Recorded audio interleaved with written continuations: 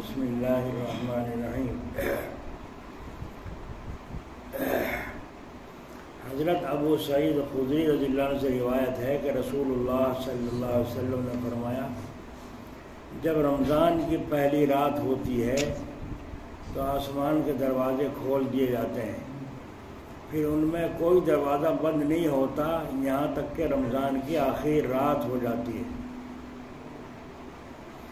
کوئی ایماندار بندہ ایسا نہیں جو ان راتوں میں سے کسی رات میں نماز پڑھے، مراد وہ نماز ہے جو رمضان کے سبب سے ہو، جیسے تراویح، مگر اللہ تعالیٰ ہر سجدے کے عوض 1500 نیکیاں لکھتا ہے اور اس کے لیے جنت میں ایک گھر سرخ یاقوت سے بناتا ہے جس کے 60,000 دروازے ہوں گے، ان میں سے ہر دروازے کے متعلق ایک محل سونے کا ہوگا جو سرخ یاقوت سے سجایا گیا ہوگا۔ پھر جب رمضان کے پہلے دن کا روزہ رکھتا ہے تو اس کے سب گناہ معاف کر دیے جاتے ہیں جو رمضان پچھلے کے سے لے کر آج تک ہوئے تھے، یعنی اس رمضان کی پہلی تاریخ سے پہلے رمضان کی پہلی تاریخ تک ہر روز صبح کی نماز سے لے کر سورج چھپنے تک 70,000 فرشتے اس کے لیے مغفرت کی دعا کرتے ہیں۔ سبحان اللہ۔ رمضان کی پہلی تاریخ سے پہلی تاریخ رمضان کی تک ہر روز صبح کی نماز سے لے کر سورج چھپنے تک 70,000 فرشتے اس کے لیے مغفرت کی دعا کرتے ہیں، اور جتنی نمازیں رمضان کے مہینے میں پڑھے گا، چاہے دن میں چاہے رات میں، ہر سجدے کے بدلے میں ایک درخت ملے گا جس کے سائے میں سوار 500 برس تک چل سکے، ہر سجدے کے بدلے میں۔ اس لیے رمضان شریف میں نفلوں کو بڑھا دینا چاہیے۔ حضرت سلمان رضی اللہ عنہ سے روایت ہے کہ رسول اللہ صلی اللہ علیہ وسلم نے شعبان کے آخری جمعے میں خطبہ پڑھا اور فرمایا، اے لوگوں، تمہارے پاس ایک بڑا اور برکت والا مہینہ آ پہنچا، یعنی رمضان، ایسا مہینہ جس میں ایک رات ہے جو ایسی ہے جس میں عبادت کرنا 1000 مہینے تک عبادت کرنے سے افضل ہے۔ اللہ تعالیٰ نے اس کے روزے کو فرض فرمایا، اس کے رات کے جاگنے یعنی تراویح کو فرض سے کم یعنی سنت کیا ہے۔ جو شخص اس میں کسی نیک کام سے جو فرض نہ ہو خدا تعالیٰ کی نزدیکی حاصل کرے، وہ ایسا ہوگا جیسے اس کے سوا کسی دوسرے زمانے میں ایک فرض ادا کرے، اور جو کوئی اس مہینے میں فرض ادا کرے گا وہ ایسا ہے کہ اس کے سوا دوسرے مہینوں میں 70 فرض ادا کیے ہوں۔ اتنا بھاؤ رمضان شریف میں بڑھ رہا ہے۔ یہ آج جو جمعہ آپ نے پڑھا ہے، اس جمعے کا ثواب 70 جمعوں کے برابر ملا ہے۔ جو شخص اس میں کسی روزہ دار کا روزہ کھلوا دے، یعنی کچھ افطاری دے دے، یا اس کے گناہوں کی بخشش کا دوزخ سے اس کے چھٹکارے کا ذریعہ بھی بن جائے گا، اس کو بھی اس روزہ دار کے برابر ثواب ملے گا، اس کے ثواب میں کوئی گھٹے گا نہیں۔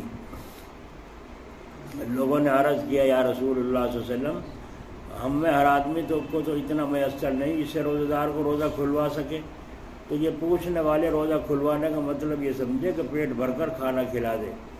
آپ نے فرمایا، اللہ تعالیٰ یہ ثواب تو اس آدمی کو بھی دے دیتا ہے جو کسی کا روزہ ایک چھوارے پر یا پیاس بھر پانی پر یا دودھ کی لسی پر جو دودھ میں پانی ملا کر بنائی جاتی ہے کھلوا دے۔ رمضان شریف کی ایک تیسری عبادت اور ہے، یعنی اعتکاف۔ رمضان کے آخر میں 10 دن جو ہوتے ہیں وہ سنت اعتکاف ہے، سنت موقدہ ہے، سنت موقدہ علی الکفایہ، ایسی سنت ہے کہ سب کے ذمہ ہے، اگر بستی میں ایک بھی کر لے تو سب کی طرف سے کافی ہے۔ اور اعتکاف اس کو کہتے ہیں کہ یہ ارادہ کر کے مسجد میں پڑا رہے کہ اتنے دن تک بغیر پیشاب پاخانے وغیرہ کے مجبوری کے یہاں سے نہیں نکلوں گا۔ اور روزہ اور تراویح کی طرح اس میں بھی نفس کی ایک پیاری چیز چھوٹتی ہے، یعنی کھلے مہار پھرنا، اعتکاف میں وہ بند ہو جاتا ہے۔ اسی طرح اس میں بھی دکھلاوا نہیں ہو سکتا، کیونکہ کسی کو کیا خبر مسجد میں کس خاص نیت سے بیٹھا ہے یا ویسے ہی آ گیا ہے۔ آگے اس کی فضیلت کا ذکر ہے۔ روایت کیا جناب رسول اللہ صلی اللہ علیہ وسلم سے علی بن حسین نے اپنے باپ سے کہ رسول اللہ صلی اللہ علیہ وسلم نے فرمایا، جو آدمی رمضان میں 10 دن کا اعتکاف کرے، حج اور 2 عمرے جیسا ثواب عطا کیا جاتا ہے۔ تو اس لیے اعتکاف جو ہے تمام گناہوں سے آدمی رکا رہتا ہے، جو لوگ اور نیک کام باہر پھرنے والے کرتے ہیں اس کو بغیر کرے ثواب ملتا ہے۔ اتنا بڑا نفع اللہ تعالیٰ نے رمضان شریف میں ان 3 حصوں میں رکھا ہے، 10 دن شروع کے، 10 دن بیچ کے، 10 دن آخر کے۔ اور حضرت انس رضی اللہ عنہ نے فرمایا، نبی کریم صلی اللہ علیہ وسلم نے فرمایا کہ جب عید کا دن ہوتا ہے اللہ تعالیٰ فرشتوں سے فرماتا ہے انہوں نے میرا روزہ فرض ادا کیا، پھر آج دعا کے لیے نکلے ہیں، اپنی عزت و جلال و کرم بلندی کی قسم میں ان کی دعا کو ضرور قبول کروں گا۔ پھر فرماتے ہیں اللہ تعالیٰ اے فرشتوں تم گواہ ہو جاؤ میں نے ان سب کی بخشش کر دی، آؤ جاؤ اپنے عیدگاہ سے بخشے بخشائے گھروں کو واپس چلے جاؤ۔ یہ اللہ تعالیٰ کا انعام دھواں دھار بارش رمضان شریف میں برس رہی ہے۔ تو ہماری ماں بہنیں بھی خاص طریقے سے اعتکاف کریں گھروں میں، مرد بھی اپنے گھروں میں مسجدوں میں اعتکاف کریں، محلے کی مسجدوں میں اعتکاف کریں۔ جی جتنے بھی زیادہ ہو سکیں اعتکاف کریں، مسجدوں میں مسجدیں بھر جائیں۔ 10 دن جب 4 مہینے کو جماعت میں جا سکتے ہو تو 10 دن کے لیے اللہ کے گھر میں نہیں پڑھ سکتے، وہیں محلے کی مسجد میں، یعنی مگر کرنا نہیں چاہتے، شیطان ورغلاتا ہے۔ 10 دن اللہ کے مہمان بن کر کون پڑھے گا؟ تو 10 دن اللہ کا گھر میں مہمان بن کر پڑھنا بڑی خوش نصیبی کی بات ہے۔ اللہ تعالیٰ توفیق نصیب فرمائے۔ عورتیں ایسی جگہ جہاں سردی گرمی برسات وغیرہ کی سہولت ہو، یا کوئی گھر میں ایسی جگہ بنا رکھی ہو جو نماز پڑھنے کی جگہ ہے، تو وہیں عورتیں اعتکاف میں 10 دن کی نیت سے اعتکاف کر لیں اللہ کی رضا کے لیے۔ 2 حج 2 عمرے مقبول کا ثواب اللہ تعالیٰ عطا فرمائے گا۔ اور یہ 10 دن کا اعتکاف ایسا ہے جیسا کہ اللہ رب العزت کے دربار میں مہمان بن کر پڑ جانا، کہ جب تک میری مراد پوری نہ ہوگی میں یہاں سے ٹلنے کا نہیں۔ اور مہمان کا اکرام سبھی لوگ کرتے ہیں، تو اللہ تعالیٰ کا اکرام بندوں کے مہمانی تو 3 دن کی، 3 دن کا مہمان بن سکتا ہے، چوتھے دن جو ٹھہرے گا صدقہ سے خیرات کھاوے گا۔ لیکن اللہ تعالیٰ کے یہاں کیونکہ وہ بڑی ذات ہے، وہاں 10 دن کا اعتکاف ضروری قرار دیا۔ پورا مہینہ کا کوئی اعتکاف کرے تو بہت اچھا ہے، 20 دن کا کرے وہ بھی ٹھیک ہے، لیکن 10 دن کا سنت اعتکاف ہے۔ کیسے بزرگ تھے، کیسے لوگ تھے وہ جنہوں نے اپنی جان کھپا دی اللہ کا نام لینے میں، اللہ کے راستے میں۔ کوئی راستہ دین کا ایسے نہیں چھوڑا جس کو طے نہ کیا ہو۔ افطار میں دیکھو تو اس میں سب سے آگے بزرگان دین، سب سے آگے ایک بزرگ ہے، 50 آدمیوں کا اعتکاف، 50 آدمیوں کا افطاری کا روزانہ انتظام فرمایا کرتے تھے۔ اللہ والوں کی تم اللہ والے پیچھے نہیں رہتے، دنیا والے سوچتے ہیں اگے تو بھکاری ہیں، تمہیں کیا پتہ، تمہارا ڈھونگ دکھتا ہے رمضان شریف میں جمعے کو ایک دیگ اتار دی اور پبلک بھیڑ ہوگی، بچے اکٹھے پلٹے، کسی کو مل رہا ہے کسی کو نہیں مل رہا ہے، اور راضی ہو گئے ہم نے تو زکوٰۃ ادا کر دی۔ یہ زکوٰۃ نہیں ادا نہیں ہوتی اس طریقے سے، اس میں غریب امیر سبھی لوگ کھاتے ہیں۔ تو ہمارے تو یہ ڈھونگ بازی ہیں، ورنہ اللہ والے ہمیشہ ہر میدان میں آگے رہیں۔ جی یہاں تک کہ حضرت حماد رضی اللہ عنہ کا واقعہ ہی لکھا ہے کہ 50 افطار کرنے والوں کا روزہ افطار کرا کرتے تھے اپنی پیسے، اپنی جیب سے۔ جہاد میں دیکھو تو سب سے آگے، میدان جہاد میں دیکھو تو اللہ والے سب سے آگے۔ سچائی کی نیت اور مجاہدے کی برکت سے اس کا صحیح راستہ معلوم نہ کر لیا ہو جب تک آدمی کو اللہ کا راستہ نصیب نہیں ہوتا۔ سنت نبویہ پر عمل کرنے، ذلت اور انکساری والوں کے اخلاق پر چلنے، سراپا حیرت احتیاج بننے سے زیادہ کسی راستے کو بہت قریب اور زیادہ روشن اور اللہ تعالیٰ کے نزدیک زیادہ محبوب نہیں پایا۔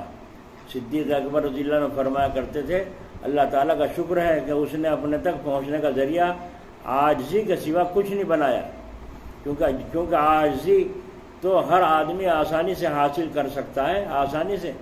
انسان تو سر سے پیر تک عاجز ہی ہے، کمزور ہی ہے۔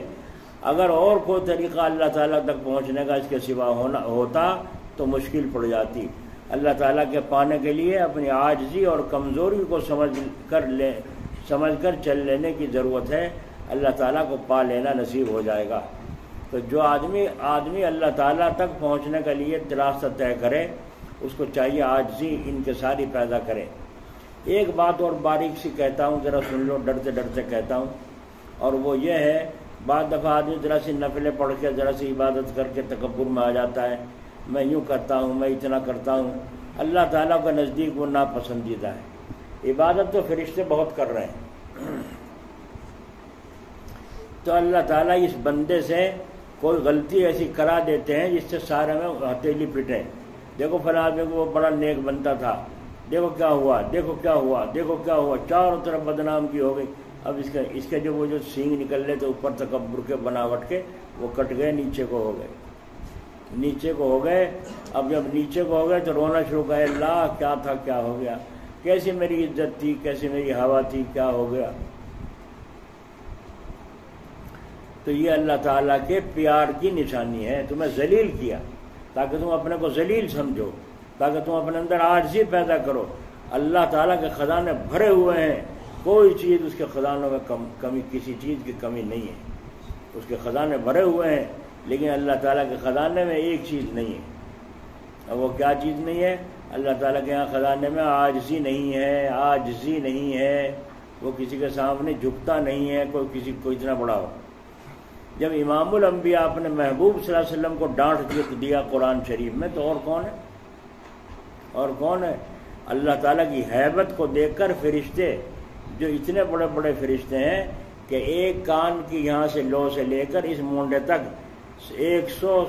125 سال میں آدمی پہنچے اگر دوڑ لگا کے چلے، یہاں کان کی لو سے اس مونڈے تک اتنا بڑا بڑے فرشتہ جس کا مونڈا اتنا لمبا یہاں سے یہاں تک 125 سال میں طے ہو راستہ، بتاؤ وہ فرشتہ کتنا بڑا ہو۔ اس سے بھی زیادہ بڑے بڑے فرشتے ہیں۔ حضرت جبرائیل علیہ السلام کو فرمایا، لکھا ہے 600 بازو ہیں ان کے اڑنے کے، 600 بازو، اور ایک بازو اتنا بڑا ہے کہ اگر وہ یوں پھیلا دیں تو یہ ساری زمین آسمان کے بیچ کا جو حصہ ہے سارا ڈھک جائے، سورج کی روشنی نہیں آنے کی، اتنا بڑا ایک حصہ ہے۔ ایسے ایسے 600 بازو ہیں، کہاں اڑتے ہوں گے؟ اللہ نے پتہ نہیں کتنے جہان بنا رکھے اڑنے کے لیے۔ 600 بازو جس کے رشتے کو یوں فرماتے ہیں، اللہ تعالیٰ کی عظمت اور اللہ تعالیٰ کا جلال جب ان کے سامنے آتا ہے، سکڑ کر ایسے ہو جاتے ہیں جیسے چڑیا ہوتی ہے۔ اللہ کے جلال کی وجہ سے سکڑ کر وہ فرشتے ایسے ہو جاتے ہیں جیسا چڑیا ہوتی ہے۔ یہ ہے ان کا ڈر، عاجزی اللہ تعالیٰ کو پسند، اسی وجہ سے تو ان کو مقام مل رہے ہیں۔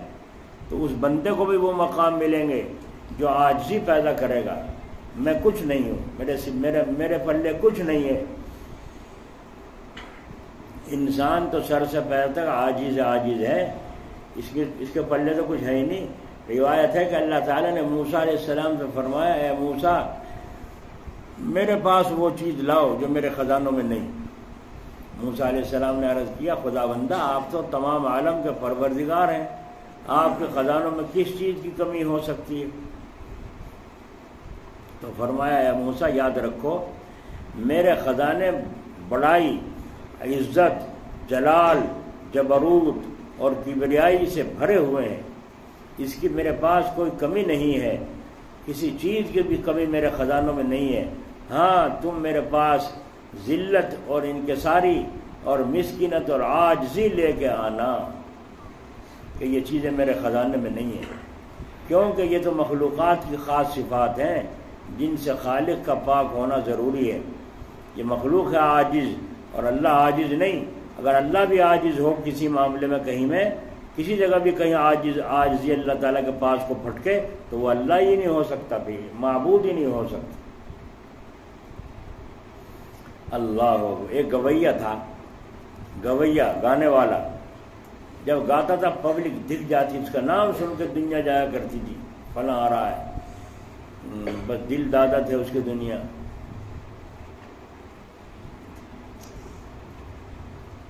کوئی کھانے کو کچھ پیش کر رہا ہے، کوئی کھانے کو کچھ پیش کر رہا ہے، کوئی روپے برسا رہا ہے، کوئی خوب نوٹ دکھا دکھا کے اسے کدا رہا ہے، خوب نوٹوں کی بارش ہوا کرتی تھی۔ بڑھاپا آ گیا، جب بڑھاپا آ گیا آواز بھی کوے جیسی ہو گئی، شکل بھی چڑیلوں جیسی ہو گئی، نہ شکل اچھی رہی نہ آواز اچھی رہی۔ اب گاوے بھی تو لوگوں کو برا لگ رہا کہ ڈھول ڈپڑے کو لے کے بیٹھ گئے، ہے نا، کوئی سننے کو تیار نہیں۔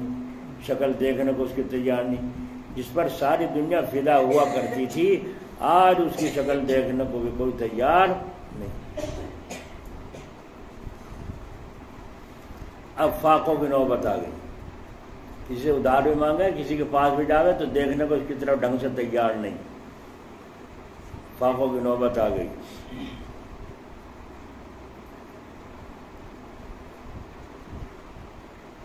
اس نے سوچا اب کیا کروں، اب سوچا اب تو موت ہی موت آنی ہے، تو اس کے دماغ میں بات آئی وہ جو سب کو دیتا ہے، سب کا مالک ہے، چل اسی سے مانگوں گا اور کس سے مانگوں، اور اپنی بانسری سی لے کے وہ چل دیا اور قبرستان میں تلاش کیا ایک ایسی قبر جو دہی ہوئی قبر تھی، وہ قبر میں کوئی مٹی ایک طرح کر کے اندر گھس گیا اس قبر میں، اور اندر گھس کے قبر میں مرنے کی نیت سے پڑ گیا کہ کھانا تو ہے ہی نہیں، پینا بھی نہیں ہے، نصیب بھی نہیں ہے، بھوکا ہوں، اب اپنا میں بھجن اپنے مولا کو سناؤں، بس بھجن سناتے سناتے ہی میری موت آ جائے گی یہاں تو سب سے اچھا رہے۔ اس قبر میں گھس کے رونا شروع کر دیا اور وہ باجا اپنا بجانا شروع کر دیا اور گاتا گاتا کیا کہہ رہا ہے، اے زمین آسمان کے مالک، اب سب دنیا نے مجھے دھتکار دیا، جب میری آواز پہ فریفتہ تھے، جب تو نے مجھے آواز پیاری دی تھی میں نے اس کا غلط استعمال کیا، تو نے مجھے شکل اچھی دی تھی میں نے اس شکل کا غلط استعمال کیا، اس شکل پہ لوگ فدا تھے، اس آواز پہ فدا تھے، آج کوئی پوچھنے کو تیار نہیں، آج مجھے کوئی ادھار دینے تک کو تیار نہیں، آج مجھ سے کوئی بات کرنے تک کو تیار نہیں، آج مجھے اپنے پاس بٹھانے تک کو کوئی تیار نہیں، اب تو میں اپنے رونا اپنا بھجن تجھے چھڑاؤں۔ اے میرے مولا، اے میرے مالک، میں تجھ سے واقعی منہ پھیرے رہا اور میں نہیں سمجھا حقیقت کو، آج مجھے چھٹی کا دودھ یاد آ گیا، یا اللہ اپنے فضل کا معاملہ فرما اور میری ساری زندگی کی بدیوں کو معاف فرما۔ رو رہا ہے اور بھجن گا رہا ہے، اس میں اسی طرح سے کر کے اپنی زبان میں بجا رہا ہے۔ ادھر دوپہر کا وقت ہے، حضرت عمر رضی اللہ عنہ سو رہے ہیں، سوتے سوتے اللہ تعالیٰ کی طرف سے آواز آئی، اے عمر اٹھو، فلاں قبرستان میں ادھر قبر میں ایک بندہ ہمارا پڑا ہوا ہمارے سے فریاد کر رہا ہے، جاؤ اس کی جا کے خبر گیری کرو اور اس کی امداد کرو، اس کی ضرورت کا انتظام کرو۔ حضرت عمر رضی اللہ عنہ درہ ہاتھ میں رہتا تھا، دم پہنچے قبرستان میں، جا کر دیکھا، تلاش کیا، قبر میں آواز آ رہی ہے، اس قبر میں جھانک کے دیکھا تو وہ اس نے دیکھا عمر کو، بس دیکھتے اور گھبرا گیا، کہنے مر تو رہا تھا، اب تو بالکل ہی مر گیا، اب نہیں خیر، اب تو درہ بجے گا خوب پورے طریقے سے، کہ قبر میں گھس کے بھی تو گانے گا رہا ہے اور یہ باجے بجا رہا ہے، تو انہوں نے وہ گھبرا گیا، باجا کانپنے لگا۔ حضرت عمر نے فرمایا آجا، باہر آجا، میں تجھے اللہ کا پیغام سنانے آیا ہوں، باہر آجا، میں تجھے اللہ کا پیغام سنانے آیا ہوں۔ وہ بیچارہ کانپتا باہر نکلا، کہا اللہ تعالی آج سے تیرا وظیفہ اور تیری تنخواہ میرے ذمہ ہے، اور کھانا بھی میری طرف سے میرے ذمہ ہے، تیرا کھانا بھی، اور اللہ تعالیٰ نے تجھے پیار کر لیا ہے، تیرے سارے گناہوں کو معاف کر دیا ہے۔ بس یہ سننا تھا، اتنا کانپتے کانپتے اللہ تعالیٰ کی محبت میں غرق ہوا، وہیں گر کے مر گئے، وہیں گر کے رکھو اپنے وظیفے، رکھو اپنی تنخواہیں، ہم تو جا رہے ہیں اسی مولا کے پاس جو وظیفے دینے والا ہے۔ دیکھا آپ نے، یہ ہے اللہ تعالیٰ کی نظام، یہ اللہ تعالیٰ کے خزانے میں ہے نہیں، وہ کبھی کسی کے سامنے نہیں روتا، مودی رو لے گا، یوگی رو لے گا، ٹکیت رو لے گا، ہے نا، فرعون رو لیا، نمرود رو لیا، قارون، سب رو لو، اللہ کسی کے سامنے جب مصیبت پڑے گی، لیکن اللہ کی ذات ایسی ہے وہ کسی کے سامنے جھکتا، جھکے تو وہ جسے کوئی ضرورت ہو۔ یہ فرمایا حدیث شریف میں، اگر ساری دنیا کے انسان، ساری دنیا کے جنات، سارے فرشتے مل کر ایک دل پہ جمع ہو جائیں اور سارے بغاوت پہ اتر جائیں، ایک بھی اللہ کا نام لینے والا نہ ہو، تو اللہ تعالیٰ کہتے ہیں میرے خزانے میں ذرہ برابر بھی کمیاں نہیں، میں اسی شان سے معبود رہوں گا، میرے خزانے میں کوئی کمی نہیں۔ اور فرمایا ساری دنیا کے انسان، جنات، فرشتے مل کر ایک ایسا دل ہو جائے جیسے پیغمبر صلی اللہ علیہ وسلم کا، کہ کوئی بھی ذرہ برابر نافرمان نہ ہو، تو فرماتے ہیں اللہ تعالیٰ اس تمہاری عبادت سے میری خدائی میں ذرہ برابر بھی اضافہ نہیں ہوگا کہ میری خدائی تمہارے ووٹوں پہ موقوف نہیں ہے. تم نے میری خدائی کا ووٹ دیا تو میں خدا رہا ہوں، نہیں تو کسی اور کو بٹھا لو کرسی پہ. سینکڑوں پہ تمہارے جیسے. وَتُعِزُّ مَن تَشَاءُ وَتُذِلُّ مَن تَشَاءُ، عزت بھی اسی کے ہاتھ میں ہے، ذلت بھی اس کے ہاتھ میں. تو اللہ تعالیٰ موسیٰ علیہ السلام سے یوں کہہ رہے ہیں یاد رکھو میرے خزانے میں ہر چیز موجود ہے. میرے خزانے میں عاجزی نہیں ہے، کیونکہ یہ تو مخلوقات کی خاص صفات ہیں جن سے خالق کا پاک ہونا ضروری ہے. بس میں انہی لوگوں کے پاس ہوں جن کے دل میری وجہ سے ٹوٹے ہوئے ہیں. جو کیا کہہ رہے ہیں اللہ تعالیٰ، میں انہی لوگوں کے پاس ہوں. وہ اس گویے کے پاس نہیں ہوئے، قبر میں ہوئے، بھیجا اٹھا کے امیر المومنین بادشاہ کو جاؤ.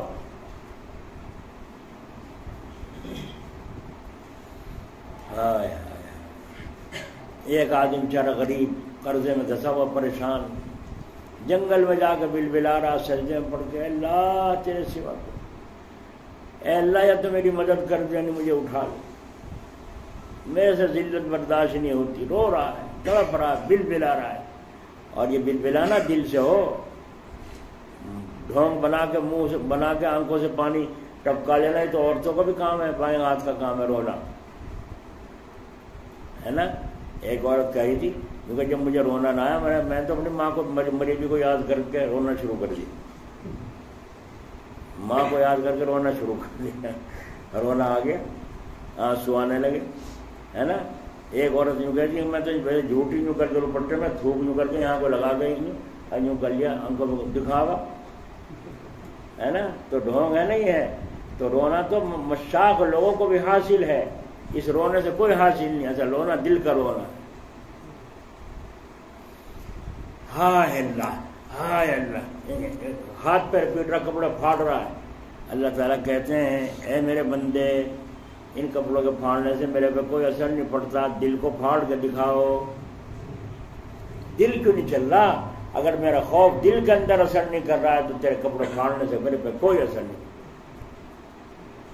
بھائی تو میں نے دیکھا اللہ والوں کو، اکثر دیکھا ہم نے بزرگوں کو روتے ہوئے، تو ان کے چہرے پہ رونے کا ایسا آثار نہیں جیسے رونے کے وقت میں منہ بناتا ہے آدمی رونے کا، نہیں منہ بنا رہا رونے جیسا نہیں، بلکہ وہ رو رہے ہیں، ان کا دل رو رہا ہے، اور آنسو پڑ رہے ہیں، اور چپ بیٹھے ہیں اور ہاتھ پھیلائے ہوئے دعا میں ہیں اور آنسو پڑ رہے ہیں. تو دل رو رہا ہے ان کا. کیوں؟ دل پہ محنت کر رکھتی نا انہوں نے، ضربے لگا کے الا اللہ کی دل کو دل بنا رکھا ہے. تو وہ دل جب اللہ کی طرف جاتا ہے تو عظمت سے دب جاتا ہے اور پھر رونا سوجتا ہے. یہ حاصل ہے اس کا. تو جن کے دل میری وجہ سے ٹوٹے ہوئے ہیں، میرے جلال اور ہیبت سے ان کا پتا پانی ہو رہا ہے. اے موسیٰ، قرب حاصل کرنے والوں نے اس سے بڑھ کر کسی چیز سے بھی میرا قرب حاصل نہیں کیا. نفل پڑھ کے کوئی قرب حاصل نہیں ہوا میرا اتنا، جی ذکر کر کے نہیں ہوا، صدقہ خیرات کر کے نہیں ہوا. جتنا قرب حاصل ہوا ان کو اس سے عاجزی اور انکساری سے، جن کا پتا میرے جلال اور ہیبت سے پانی ہو رہا. سمجھ میں آئی نہیں آئی؟ آئی؟ کبھی دعا میں رونا آیا اب تک؟ کئی دن ہو گئے رمضان میں رونا آیا؟ افطاری میں سحری میں رونا آیا؟ نہیں. کیا دو بڑھیا مال کھانے کو مل رہے ہیں افطاری سے، رونا کس کا؟ رونے تو وہ جن پہ مصیبت پڑ رہی، رونے تو وہ جو جیل میں پڑے ہیں وہ روئے. تم کیوں رو؟ ہمارے لوگوں کو آفت پڑ رہی رونے کی، اللہ والوں کو آفت پڑ رہی ہے رونے کی. تو وہ جو رو رہا تھا جنگل میں اور تڑپ رہا تھا، یا اللہ میرے سے برداشت نہیں ہو رہی ہے، کہاں سے میں قرض ادا کروں؟ دل اس کا رو رہا ہے. جب رونا دل پہ پڑتا ہے، اور دل سے بعد اب اللہ کو خوب پسند ہے. کیوں؟ دل سارے بدن میں بادشاہ ہے. دل سارے بدن میں کیا ہے؟ اور ساری کائنات میں بادشاہ حکم الحاکمی اللہ کی. جب دل سے ملتا ہے تو پھر رنگ کچھ اور ہوتا ہے.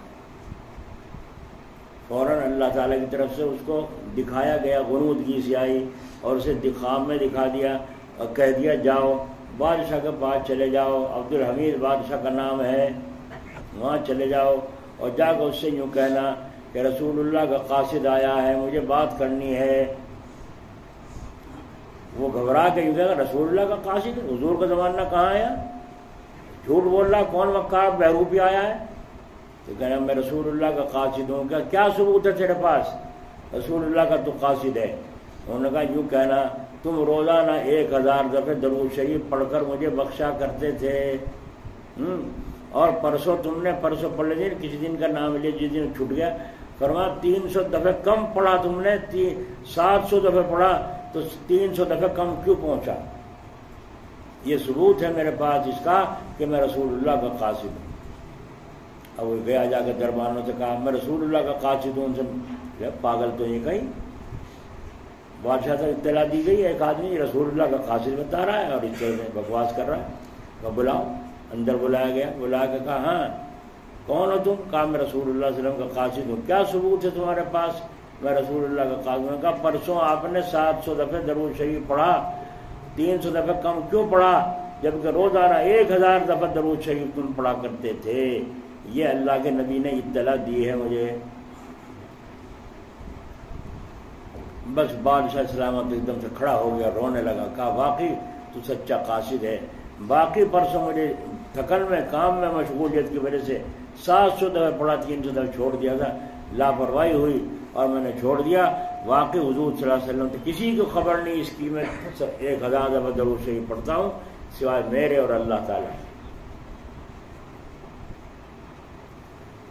اچھا تو تیرا پہ اور کیا کہا حضور صلی اللہ علیہ وسلم؟ فرمایا کہ مجھے بھیجا ہے اس سے جا کے اپنی حالت بتا، میرے بیوی بچوں کا یہ حال ہے، میں فاقہ زدہ ہوں، پریشان حال ہوں جی، لہذا جو ہے وہ میرا آدمی ہے، تم اس سے جا کے کہو تمہاری مدد کرے. بادشاہ سلامت نے 10,000 کی تھیلی اٹھا کر جنموں کی اس کے حوالے لکھی. لو جب وہ لے لی انہوں نے کہا ہاں حضور صلی اللہ علیہ وسلم نے کیا فرمایا تھا؟ میں نے کہا حضور نے یوں فرمایا تھا. 10,000 کی پھر نکال کے دے دی. پھر کہا دوبارہ سے، پھر کیا میرے آقا نے کیا رو رہے ہیں؟ بادشاہ سلامت رو رہے ہیں. دیکھو دل جڑ رہا نہیں جڑ رہا کنیکشن حضور کی محبت میں. 10,000 نکال کے پھر دے دیے. اب جو کنجوس سے تھے وہاں وہ کھڑے کہیں تو خزانہ لوٹ کے لے جائے گا سارا. بادشاہ یہ کرو جائے گا، یہ لوٹ کے لے جائے گا. تو مقصد یہ ہے سنانے سے کہ اللہ تعالیٰ کی درگاہ میں رسول اللہ کے دربار میں عمل پیش ہوتے ہیں اور سب خبر ہے کون کیا کر رہا ہے، کس طرح کر رہا ہے، کتنا کر رہا ہے. اس لیے اللہ تعالیٰ سے عاجزی پیدا کرو، ورنہ ہو سکتا ہے ایسی پٹائی کروا دے وہ کہ تم عاجزی کرنے پر مجبور ہو جاؤ، ہے نا. خام خائی ایک آدمی چلا جا رہا تھا، چلتے چلتے دعا مانگ رہا ہے، گرمی ہو رہی ویسے، ریت ویسے سڑکیں کہاں تھی، ریتیلا جنگل اور سڑک نہیں کچھ نہیں، گرمی ویسے، خشکی ویسے. اے اللہ بس دل سے پکارا، اے اللہ اے اللہ کوئی سواری کا انتظام فرما دے جو میں راستہ پار ہو جاؤں. اب دل تو چل نہیں رہا، زبان سے کر رہا ہے نا، پریشان ہے نا جی، تو جی سے کہہ رہا ہے اوپر سے اے اللہ سواری کا انتظام کر دے، میں بڑا پریشان ہوں. آگے کھڑا تھا پولیس والا، اس نے کہا یہاں یہاں ہاں جی حضور ہماری گھوڑی بھی آ گئی، اسے بچوں کو اٹھاؤ کندھے پر تھانے میں لے چلو. اب اٹھا کے اسے کندھے پہ بچے کو لے کے چل لی. چلتا چلتا کیا کرا وہ اللہ نے مانگی تو سواری نیچے کو دے دی اوپر کو، مانگی سواری نیچے کو اور دے دی اوپر کو. تو بتاؤ اگر ایسی سواری مل گئی تو پھر جب تو رو گے نہیں رو گے، ہے نا بھائی. اسی لیے حدیث شریف میں فرمایا اگر رونا نہ آوے تو رونا کیسا منہ ہی بنا، اور آوے گا رونا جب تم رونے کی شکل بناؤ گے اللہ کے سامنے. آج ہی تو تمہارے سمجھو کہ وہ پاک ہے، پروردگار ہے، معبود برحق ہے، تو اللہ تعالیٰ کے خزانے میں کسی چیز کی کمی نہیں. ہمارے دادا مرحوم اللہ تعالیٰ ان کی قبر پر رحمت فرمائے، بچپن میں ہمیں سنایا کرتے تھے یہ قصے ایسے کہتے بیٹے اللہ میاں کے خزانے میں سب کچھ ہے، اللہ کے خزانے میں سب کچھ ہے، اس کے کسی چیز کی کمی نہیں. اللہ تعالیٰ کسی سے مانگتا نہیں، تو تم دعا زیادہ مانگا کرو، تم دعا زیادہ مانگا کرو. تو میں نے کہا دیکھو بچپن کی بات اب ہمیں یاد آتی ہے کہ انہوں نے کس انداز سے اپنی زبان میں ہمیں سمجھایا. اسی طرح نماز میں دل لگانا، میں کل کہہ رہا تھا مسجد میں کہ صبح کہہ رہا تھا فجر میں کہ آج رمضان شریف میں تم یہ نیت کرو اللہ اکبر، اور نیت کر کے اللہ کے سامنے حاضر ہو جاؤ. رمضان سے علاوہ 11 مہینوں میں دل اتنا نہیں لگنے کا جتنا رمضان میں فوراً لگ جائے، جتنا دھیان الگ. اور حضور صلی اللہ علیہ وسلم نے فرمایا لا صلاۃ الا بحضور القلب، اس آدمی کی نماز ہی کیا ہے جس کا نماز میں دل حاضر نہ ہو. اور دل حاضر رمضان میں بڑی آسانی سے ہو جاتا ہے نا. اللہ تعالیٰ کے سامنے کھڑا ہوں، اس کے سامنے رکوع کر رہا ہوں، اس کے سامنے سجدہ کر رہا ہوں. جو سر یوں رکھ کے یوں اٹھا لے، سر یوں رکھ کے یوں اٹھا لے، بتاؤ وہ کتنی عاجزی کر رہا، اسے کتنا دھیان ہے میں اللہ کے ساتھ تعالیٰ کے قدموں میں سر رکھ رہا ہوں، اللہ تعالیٰ کے قدموں میں سر رکھ رہا ہوں. اسے کہاں دھیان ہے یوں سر رکھ رہا اٹھا رہا، سر رکھ رہا اٹھا رہا ہے.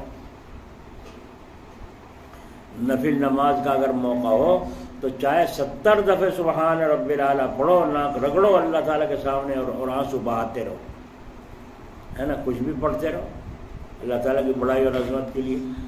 تو انہوں نے یوں فرمایا ہمارے دادا مرحوم نے، ہاں تو میں یوں کہہ رہا تھا رمضان شریف میں شیطان تو کر دیا بند اللہ نے، اب نفس رہ گیا. نفس یہ شرارت کرتا ہے، اس کو عادت پڑی ہوئی ہے جن چیزوں کی وہی رمضان میں کرتا ہے نا.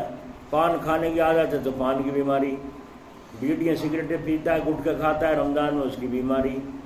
تو اسی طریقے سے رمضان شریف میں شیطان تو ہو گیا بند، اب رہ گیا ایک دشمن، وہ نفس ہے.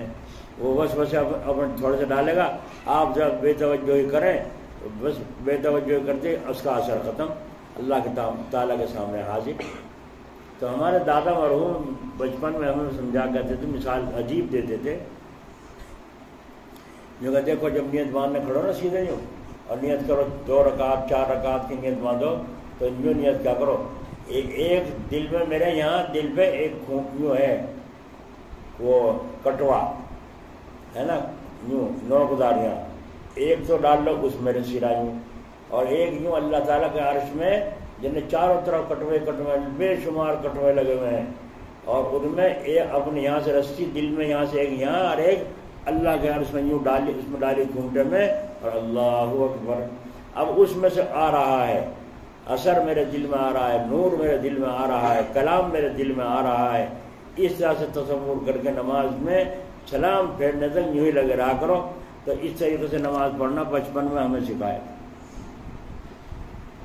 دیکھا آپ نے ہمارے دادا اللہ تعالیٰ ان کی قبر پہ رحمت فرمائے. آج ہمیں یاد آتی ہے وہ بات کہ جیسا آدمی ہو ایسی بات اسی طرح سمجھاؤ. اب یہ کہ اللہ تعالیٰ مجھے دیکھ رہا ہے، اس کو پیدا کرنے کے لیے تھوڑی دیر بیٹھ کر کم از کم 100 دفعے 200 دفعے اللہ سے اللہ کا ذکر کرو. اللہ اللہ اللہ اللہ. وہی بات کہ اللہ کے عرش سے نور آ رہا ہے، میرے دل پہ ٹپکے لگ رہے ہیں. اللہ اللہ اللہ اللہ. اسے تو بھائی رونے کی کمی ہے، تسبیحوں کی کمی نہیں ہے. آج تسبیح پڑھنے کی کمی نہیں ہے، صرف آنسوؤں کی کمی ہے. اللہ تعالیٰ کی محبت میں اللہ کے خوف سے آنسو نکلنے بند ہو گئے. دعا کرانے والا تو بعد جب دیکھا ہم نے، بہت دفعہ دیکھتا ہوں میں کہیں کہیں لمبی دعا مانگ رہا ہے، وہ تو رو رہا ہے اور لوگ اس کے منہ کو دیکھ رہے، روتے گئے، تماشا دیکھ رہے اس کا. ان کے دل پہ کوئی اثر نہیں. وہی ہے آمین، اللہ مر گئے ہم کہ آمین، اللہ جی گئے ہم جو کہ آمین. انہیں کوئی پتہ نہیں کیا مانگ رہا کیا نہیں مانگ رہا. یہ تو آمین سے آمین کہنے سے مطلب یہ حال ہے بے توجہی. دعا مانگنے والا تو رو رہا ہے، سننے والے ان کا رونا جانا کچھ نہیں ہے، ان کے دلوں پہ اثر کچھ نہیں ہے. تو دوستو رونا اگر سیکھتے ہو تو اللہ تعالیٰ کے عرش سے کنیکشن جوڑو، رب العالمین سے کنیکشن جوڑو، تو پتہ چلے گا کہ رب العالمین کی طرف سے انعامات کی بارش کیسی رمضان شریف میں دھواں دھار برس رہی. ایک اور سنا دوں اپنے دادا مرحوم کا ایک قصہ. انہوں نے زندگی میں تقریباً 48 سال جامع مسجد میں خدمت کی، نماز پڑھائی، اذان بھی دی، مسجد کی خدمت بھی کی، اور جو دوسرے تقاضے تھے وہ بھی انجام دیے، سارے کام انجام دیتے تھے. استادوں کی بھی نگرانی کرتے تھے. 70 طالب علم میرے یاد ہے اس زمانے میں تھے جن کا کھانا خرچ کا انتظام ہمارے دادا اپنی کوشش سے کراتے تھے. شیخوں کی طرف سے جی یا ان کی محلہ مولویان جو کہلاتا ہے شیخ زادوں کی طرف سے کسی کی طرف سے کوئی انتظام نہیں تھا. مسجد کے متولی کی طرف سے کوئی انتظام نہیں تھا. صرف ہمارے دادا کا دم تھا کہ جو کرٹھل گڑی پکی بھینسوال ادھر کرٹھل اور نہ جانے کہاں کہاں تک کے طالب علم وہاں پڑھنے آتے تھے. اور کوئی مدرسہ آس پاس میں قصبہ کاندلے کے نہیں تھا سوائے مدرسہ نصرت الاسلام جامع مسجد. 70 طالب علم. مولانا عبدالجلیل صاحب ضلع بستی کے وہ عربی پڑھایا کرتے تھے. لساڑ کے تھے مولی مستقیم کے وہیں پڑھے. مولانا عبدالعزیز جو پلٹی ہیں وہ بھی وہیں پڑھے جامع مسجد میں. مولانا کامل صاحب گھڑی دولت جو تھے وہ بھی وہیں پڑھے ہمارے دادا کی نگرانی میں. سمجھے ایسا مدرسہ تھا اور ایسی ان کو دل پہ ان کے لگی ہوئی تھی. اور جس کمرے میں وہ طالب علم رہتے تھے آج بھی وہ کمرہ موجود ہے جا کے دیکھ لو. تو وہ تو عربی پڑھاتے تھے. مولانا سید زین الدین صاحب یہ بھی ضلع بستی کے تھے. یہ فارسی پڑھاتے تھے. اور ہمارے محلہ خیل میں جو جامع مسجد ہے اس میں اس کو حوض والی مسجد بھی کہتے ہیں آخونجی والی مسجد بھی کہتے ہیں اس میں امام تھے امامت کرتے تھے. وہیں محل اس کی مسجد کا مکان تھا اس میں ان کے بچے رہتے تھے. بعد میں شادی بعد میں ہوئی تھی. تو مجھے بچپن سے مولانا سید زین الدین صاحب رحمۃ اللہ نے کھلایا. اور پھر چھوٹے سے کو بنگالیا کرتے تھے گھر سے. ہمارے دادی بتایا کرتے تھے کہ بنگالیا وہاں مسجد میں رکھتے تھے نماز کے وقت گھر بھیجتے تھے. چھوٹے سے کو گود میں کھلایا دودھ پینے کے زمانے میں. اللہ تعالیٰ ان حضرات کی قبروں پر رحمت فرمائے. ان بزرگوں کی دعاؤں کا اثر. فارسی کی کتاب بھی میں نے حضرت مولانا زین الدین صاحب سے پڑھی اور شرح جامی بھی ان سے پڑھی مولانا زین الدین صاحب رحمۃ اللہ علیہ سے. اور کریمہ اور گلستہ بھی ان سے ہی پڑھی. اور جب پڑھاتے تھے کیسی مستی آتی تھی سبحان اللہ. جس وقت وہ ٹائم ہوتا تھا کریمہ یا گلستہ پڑھانے کا تو آس پاس کے آدمی بہت سے لوگ آ کے جنگلے کے پیچھے چھپ جایا کرتے تھے. ایک دن کوئی چھاونی پڑ گئی تو یوں کھڑے ہو کے دیکھنے لگے پیچھے کوئی ہے. ارے کون ہے؟ ہاں بول رہے نہیں کوئی سب چھپ رہے. بس مستی میں جب آ جاتے تھے ایک ایک شعر کو 20 دفعہ پڑھتے تھے. ایسی مستی آ جاتی. ایک دن ایک شعر پڑھا میرے آج تک اتنا یاد ہے. چے لالا چے نرگس چے زمبک چے گل چے بلبل چے سلسل چے مینا چے مل. میں اس کو ویسے پڑھاؤ کو 20-25 دفعہ اس شعر کو. ہائے ہائے. کبھی کبھی تفریح بھی کر دیا کرتے تھے پڑھانے. کبھی کبھی تفریح بھی ہو جاتی تھی. ہاں بھائی پڑھو. کریمہ ببخشائے برحال ماں کہ ہستم اسیر کمند ہوا. کریمہ ببخشائے برحال ماں کہ ہستم اسیر کمند ہوا. اچھا پڑھتے پڑھتے کہنے لگے جب کئی دفعہ پڑھ لیا نمبر تھا پڑھنے کا شاید میرا تھا کسی دوسرے ساتھی کا تھا عبارت پڑھنے کا نمبر. تو کہنے لگے کریمہ کی اماں نے ایسا کیا کٹورے کو گھس گھس کے چیٹا کیا. اب ہم دیکھیں کہ تو اس میں لکھا ہوا ہے نہیں تو اس میں لکھا ہوا ہے نہیں تو پھر سے پڑھا رہے. تو تفریح بھی کرتے تھے طالب علموں کا. پٹائی بھی اتنے کرتے تھے بینچ ٹوٹ جاتی تھی. مہینے میں 2-3 بینچ ٹوٹنا تو آسان تھا اتنی مار دیتے تھے. اور تفریح بھی ایسی ہوتی تھی. جو محنت کرے گا وہ کچھ کام بھی تو لے گا نا. کام بھی تو لے گا اور خوش بھی رکھے گا. تو بچوں کو خوش بھی رکھنا ہے ان سے کام بھی لینا ہے. آج جو ہے چھچور پنا ہے یا پھر سختی ہے درمیان میں نہیں ہے. ہم تو یہ دیکھا. تو خیر اللہ تعالیٰ ان کی قبروں پر رحمت کی بارش فرمائے. تو وہ مدرسہ نصرت الاسلام میں کیا طریقہ تھا بھائی. بیٹھے واحد خان تم کھانا دیجیے کوئی بچے کا دو وقت کا دونوں وقت. کہیے ابا جی دونوں وقت تو نبنا کا نہیں. اچھا تو ایک وقت سے دیجیے دوپہر کو شام کو. کہنے جی شام کو. اچھا چلو لکھ لیا. کسی سے دوپہر کا کسی سے شام کا اس طرح سے کر کے کھانے. پورے قصبے میں کو گوجروں کا محل کہاں جامع مسجد ہے کہاں محلہ اڈے پہ گوجروں کا محلہ وہاں تک کھانے طے تھے. اب بچے لینے جا رہے ہیں وہاں، کوئی صبح کا جا رہا ہے کوئی شام کا، سب لا کے کھانا کی جگہ رکھ دیا اور پھر سارے طالب علموں نے بیٹھ کر اس کھانے کو کھا لیا. یعنی 70 آدمی ہیں تو 70 ہی جگہ کھانے کا انتظام رکھتے تھے، سارے قصبے سے وصول اس طرح کرتے تھے. جی یہ موری مستقیم زندہ ہے، ابھی لساڑ والے کام لے رہے ہیں جو مسجد میں مدرسہ کھول رکھا انہوں نے، ان سے پوچھو کہ خود جا کر کھانا لایا کرتے تھے نہیں لایا کرتے تھے، اور کس مولوی نے کس متولی نے انتظام کیا تھا سوائے دادا مرحوم کے. اور آج ان کا احسان ماننے والے قبروں میں چلے گئے. سمجھے؟ صرف ایک تھے جو ان کا احسان مانا کرتے تھے. اللہ تعالیٰ ان کی قبروں پر رحمت فرمائے اور ان کی تعریفیں کرنے والے، ملا جی ایسے تھے، ابا جی ایسے تھے، فلان ایسے تھے، دادا جی ایسے. ٹھیک ہے تھی، لیکن ان کی یاد کہ قربانی ان کی کتنی. ایک دفعہ مولانا عبد الجلیل صاحب جو عربی پڑھاتے تھے، بڑے زبردست استاد تھے، پٹھان تھے ویسے، اور زبردست سے لاٹھی کے ماہر تھے بہت زیادہ. تو اپنے بیٹے عبد القدوس کو مار رہے تھے اور اتنی زور مارو، چنگاڑ رہا ہے باہر بازار کے ہندو مسلمان مسجد میں اکٹھے ہو گئے. کیا ہو رہا، کیا آفت آ گئی آج مسجد میں. اب دادا جی باہر سے آئے، آگے دیکھا تو اوپر گئے، جا کے سامنے کھڑے ہوئے کہ دیکھ کے شرما جائے. دیکھا تو وہ نہیں شرمائے بلکہ وہ جنون میں مارے گئے. کھنکار کے دیکھ لیا، پھر بھی ڈنڈا مارا. ڈنڈا جو مارا بس آگے کو بڑھ کے ڈنڈا چھین لیا. ابا بھی ہمارے لاٹھی کے بڑے ماہر تھے، اور ڈنڈا چھین لیا. ڈنڈا چھین کا اب کیا ہاتھ لگا کے دکھا اس کے، اب کیا ہاتھ لگا کے دکھا اس کے. سارا بازار اکٹھا کر لیا، ڈونگ بنا رکھا دلا کے دیکھا. ادب بھی اتنا کرتے سب لوگ، وہ سارے استاد مولانا چپ ہو گئے. اسے بٹھا کے چمکار کے بٹھا نیچے لائے، لا کے اس کے کپڑے جو پھٹ گئے تھے وہ بدلوائے، اسے صاف ستھرا کیا، دوا کھلائی.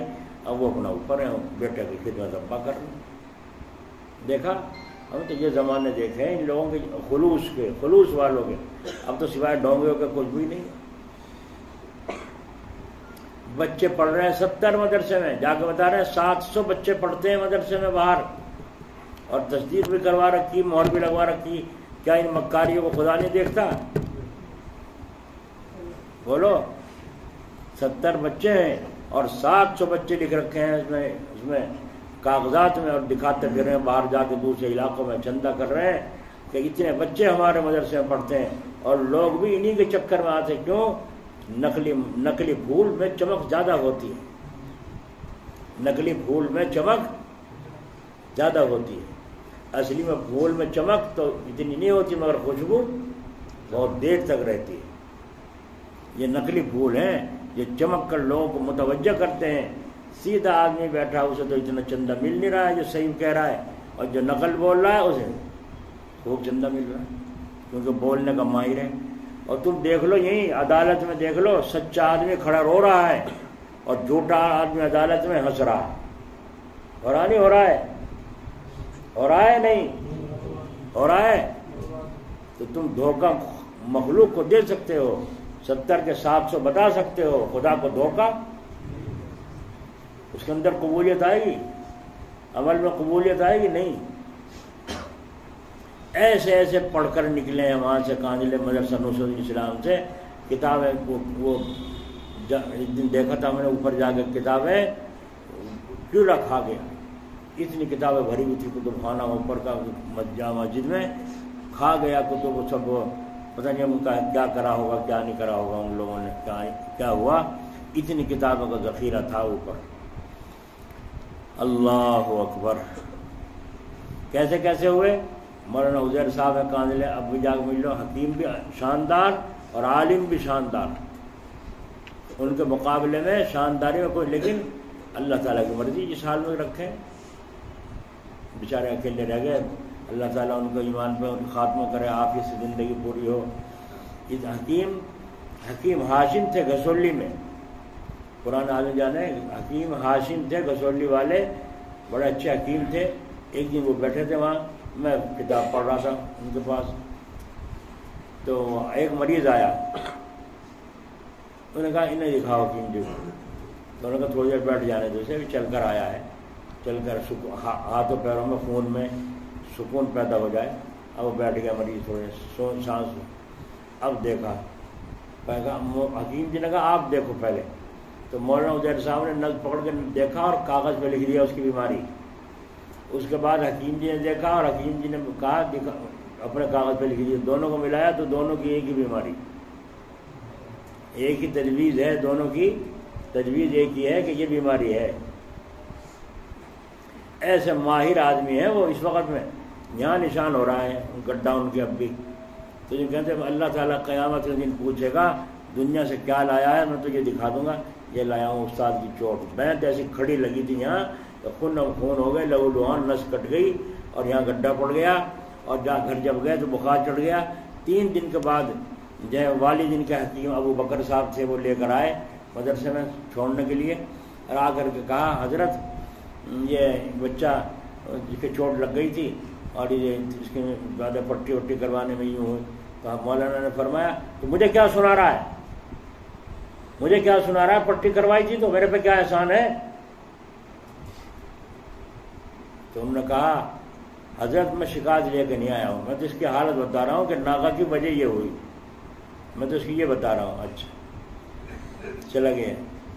ایک اور شیخ زادے کا لڑکا تھا, یہ حضرت جی کاندلے والوں کا لڑکا مولوی راشد بھی وہیں پڑھے اسی مدرسے میں جی. لیکن لوگ مولوی احترام تھے, انتقال ہو گیا, حضرت جی کے داماد وہ بھی وہیں پڑھے اسی مدرسے میں. مولوی اجتبا تھے وہ بھی وہیں پڑھے اسی مدرسے میں, مدرسہ نصرت الاسلام جامع مسجد کاندلا. اگر مارا دبا دبا کے تو وہ ان کے والد عالم تھے, لے کر آئے تو لا کے بخار چڑھ گیا تھا, حالت خراب تھی. لا کے کہا حضرت میں شکایت لے کر نہیں آیا ہوں. مولانا سید زین الدین صاحب سے آگے کہا مدرسے میں شکایت لے کر نہیں آیا ہوں بچے کی, میں تو یہ مسئلہ بتانے آیا ہوں کہ چہرے پر مارنے کو رسول اللہ صلی اللہ علیہ وسلم نے منع فرمایا ہے. دیکھا آپ نے, میں شکایت لے کے نہیں آیا ہوں بیٹے کی, میرے بیٹے کی پٹائی کیوں کی. وہ کیسے کیسے جید عالم بنے وہ لوگ جن پر استادوں کی محنتیں ہوئیں اور ان کی نگرانی انہوں نے کی. تو بھائی استاد تو استاد ہوتا ہے, خام خواہ نہیں مارتا جی. جب کام نہ کرے تو پھر پٹائی ہوگی, کہنا مانے تو یہ خوش ہوگا, دل سے دعا نکلے گی. کہاں سے کہاں بات پہنچ گئی. میں یوں کہہ رہا تھا ہمارے دادا مرحوم کہتے تھے یوں اس طرح سے یوں کٹوا یوں ایک ڈال اللہ اکبر بس. اب یوں دھیان کرتے رہو, پڑھتے رہو. اور پھر یوں کہا کرتے تھے قرآن شریف پڑھتے ہوئے کہ ایک حافظ جی تھے وہ یہ انگلی کو یوں ہلاتے رہتے تھے. قرآن شریف پڑھ رہے تراویح میں یوں انگلی ہل رہی ہے, جہاں انگلی رکی غلطی آئی تو انگلی رکتی تھی ورنہ انگلی چلتی رہتی تھی. لو لگی ہوئی ہے وہیں سے, اور جیسے قرآن آگے رکھا ہو پڑھتے پڑھتے چلے جا رہے ہیں. یہ حالت تھی. تو بولو کتنی آسان طریقہ ہے دھیان لگانے کا اللہ کے عرش سے. اور اگر روزانہ بیٹھ کر اللہ اللہ کی ضربیں لگاؤ تو دل و دماغ میں اثر آئے گا کہ نہیں اللہ مجھے دیکھ رہا ہے. آئے گا تو دعا میں بھی جی لگے گا, پھر نہیں لگے گا اللہ میں یہ بات سن رہا ہے. اور پھر رونا بھی آئے گا کیونکہ وہ 14 طبق کا مالک ہے. چپڑاسی سے بات کرو, دروگا جی سے بات کر رہا ہوں, کیسے رو رہا ہے. جنا بڑا سچا آدمی, بڑا کھڑا ہے, اور اللہ 14 طبق کا مالک, اس کی طرف دھیان ہی نہیں ہے. حضرت مولانا اشرف علی صاحب تھانوی رحمۃ اللہ علیہ کے یہاں 3 آدمی ایک خاص لباس میں گئے. ان میں سے ایک نے کہا ہم تو یہ لباس قصدن پہن کر چل رہے ہیں تاکہ ان کو تکلیف ہو. یہ لباس پہن کر اس لیے چل رہے ہیں تاکہ ان کو تکلیف ہو. ایک خاص لباس پہن کر آئے. باقی 2 نے کہا کہ نہیں بھائی ہم تو بزرگ سمجھ کر ان سے ملاقات کے لیے جا رہے ہیں. سمجھ میں آ رہی ہے نہیں. 3 آدمی ایک خاص لباس میں گئے. ان میں سے ایک نے کہا ہم تو یہ لباس قصدن پہن کر چل رہے ہیں تاکہ ان کو تکلیف ہو. باقی 2 نے کہا کہ نہیں بھائی ہم تو بزرگ سمجھ کر ان سے ملاقات کے لیے جا رہے ہیں.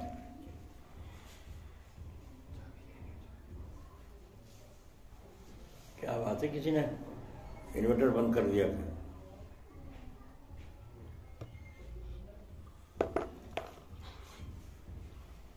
ہم تو بزرگ سمجھ, 2 نے کہا ہم تو بزرگ سمجھ کر جا رہے ہیں. حضرت کے یہاں پہنچنے پر ان کی نیت کے مناسب ان کے ساتھ معاملہ ہوا. یعنی ان دونوں کو تو بلا کر پاس بٹھا لیا, اور اس آدمی پر جس نے کہا تھا کہ ایذا تکلیف پہنچانے کے لیے اس لباس میں جا رہا ہوں تو تاکہ وہ مجھے ہمیں دیکھ کر اس لباس میں کلسیں اور ان کا جی دکھے، ان تو اس مولوی کو تکلیف پہنچانے جا رہے ہیں۔ تو حضرت تھان رحمۃ اللہ علیہ بہت زور سے خفا ہوئے اور ڈانٹ کر اس کو باہر نکال دیا، ڈانٹ کر اس کو باہر نکال دیا۔ اتنا کھلا کشف ہوتا تھا حضرت کو، ایسا معلوم ہوتا تھا جیسے وہیں موجود رہے ہو جب وہاں وہ لوگ راستے میں باتیں کرتے آ رہے تھے، جنہیں وہیں سن رہے ہو، ایسا معاملہ۔ اسی طرح سے حضرت مولانا اشرف علی صاحب تھانوی کو ایک آدمی نے اپنا کوئی حال لکھا، کسی بڑی معصیت گناہ کے صدور کا ذکر کیا اور حاضری کی بھی اجازت چاہی۔ حضرت نے اجازت تو دے دی اور یہ بھی لکھ دیا کہ یہاں آ کر مجھ سے یہ نہ کہنا کہ میں فلاں آدمی ہوں۔ چنانچہ وہ آیا، حضرت اس کی شکل دیکھتے ہی بڑے زور سے تڑپے اور خفا ہو کر خانقاہ سے اس کو باہر نکال دیا۔ دیکھا آپ نے؟ سمجھ نہیں رہے؟ سمجھ کہاں رہے؟ سمجھ تو سو رہی، شہری زیادہ کھا رکھی، سو رہے ہو۔ ایک آدمی سے بڑے گناہ کا صدور ہو گیا، بڑا گناہ ہو گیا، تو اس نے ذکر کیا، حضرت تھانوی کو لکھا اور حاضری کی اجازت چاہی۔ حضرت نے کہا آنے کی اجازت ہے، اور اس میں یہ بھی لکھ دیا یہاں آ کے مجھ سے یہ نہ کہنا کہ میں وہ فلاں آدمی ہوں جس سے ایسا گناہ ہوا۔ آئی سمجھ میں نہیں بھی آئی؟ یوں نہ کہنا مجھ سے آ کے کہ میں وہ آدمی ہوں جس سے فلاں گناہ ہوا۔ دیکھو قاعدہ تو یہ تھا، آ کے مجھے بتانا میں فلاں آدمی ہوں جو میں نے لکھا تھا آپ کا، وہ فلاں آدمی سے میرے سے گناہ ہو گیا تھا، یوں بتانا چاہیے تھا۔ قاعدہ تو یوں کہتا ہے، لیکن یہاں قاعدہ دوسرا ہے۔ چنانچہ وہ آیا، حضرت اس کی شکل دیکھتے بڑے زور سے تڑپے اور خفا ہو کر کے خانقاہ سے اسے باہر نکال دیا۔ معلوم نہیں کیسے پہچان لیا کہ یہ وہی آدمی، نہ کسی کو پتا کیوں نکالا، اسے آتے کیوں چپٹ گئے، جن سے کچھ بیچارے نے کہا بھی نہیں، بولنا بھی نہیں، کیوں چپٹ گئے، اسے خانقاہ سے باہر نکال دیا۔ مرید بننے کو یوں ڈھیٹ نہیں پڑ رہا لوگوں کا، وہاں جا کے مرید بنتے ہیں جہاں کھانے کو بریانی ملے، کہنا سننا کچھ نہ ہو۔ ایسی خانقاہ کہاں گئی اب؟ کہاں ہے اب خانقاہ؟ وہاں اس قسم کے واقعات روزانہ دیکھنے میں آتے تھے۔ اس سے اندازہ ہوتا تھا کہ اللہ تعالیٰ نے کس قدر نور ان کے سینے میں رکھا تھا، جس کو نور فراست کہتے ہیں۔ اس کی روشنی سے سب کے حالات کو دیکھتے تھے اور اس کے مناسب معاملہ فرماتے تھے، جس سے لوگوں کا اعتقاد درست ہو جاتا تھا۔ چنانچہ جو حضرات بزرگوں کے یہاں عقیدت کے ساتھ گئے وہ دو کامیاب ہو گئے۔ حضرت اب بتاؤ، میں آپ سے پوچھوں، کوئی ہے اس کا جواب دے دے؟ جب اس نے بتایا نہیں، حضرت نے منع کر دیا تھا یہاں آ کے یوں مت کہنا میں فلاں آدمی ہوں، اور پھر وہ آیا تو اس نے کہا بھی نہیں اور اسے ڈانٹ ٹپٹ کے باہر نکال دیا اور سختی کے ساتھ چپٹ گئے، اس کو وہاں سے نکالا ذلیل کر کے۔ یہ کیوں ہوا ایسا؟ کوئی بتا سکے آپ میں سے؟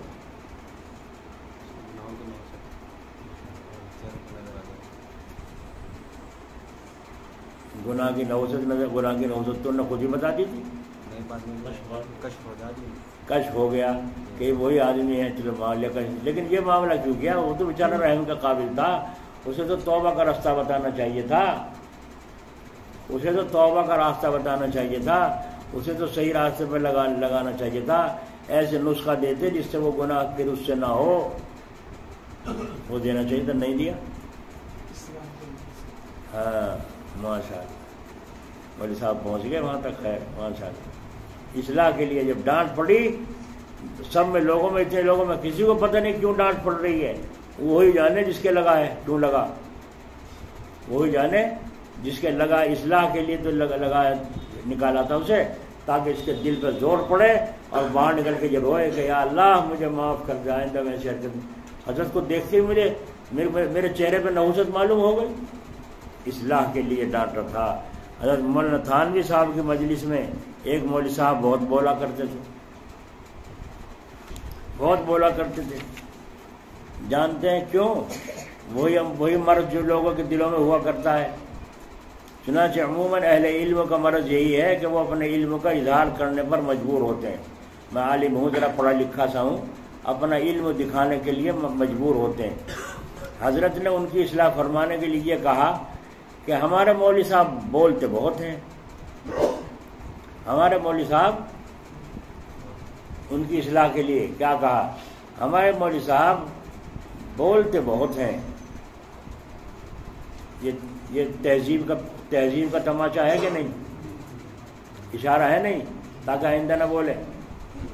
حضرت نے جو نصیحت فرمائی کہ ہمارے مولوی صاحب بولتے بہت ہیں، اور اس کے بعد ٹھہر کے پھر یہ فرمایا انشاءاللہ تعالیٰ اب نہ بولیں گے، یعنی کہنا چاہیے تھا ان کو خود کہ انشاءاللہ تعالیٰ اب نہیں بولوں گا میں زیادہ، اور حضرت خود کہہ رہے ہیں انشاءاللہ تعالیٰ اب نہ بولیں گے۔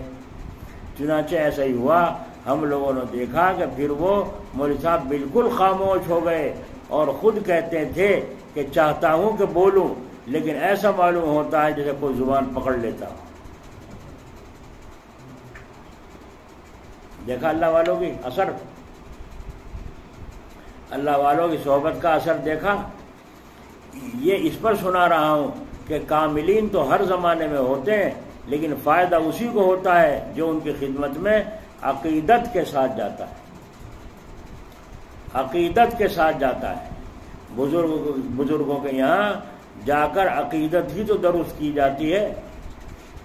عقیدت کو کرو کامل، دکھاؤ جا کے نبض دل، عقیدت کو کرو کامل اور دکھاؤ جا کے نبض دل کی نبض، اور یہ سلسلہ کہ نفع اہل عقیدت ہی کو ہوتا ہے۔ یہ سلسلہ ہے کہ بد اعتقاد محروم رہتا ہے، یہ تو شروع ہی سے چلا آ رہا ہے۔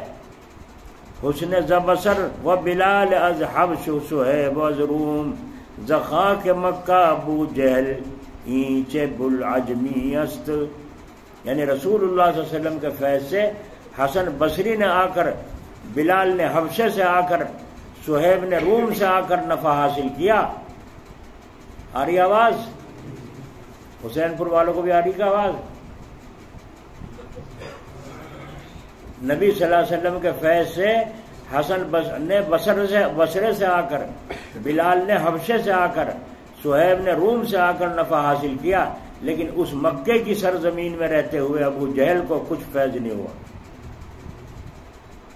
کچھ فیض نہیں ہوا۔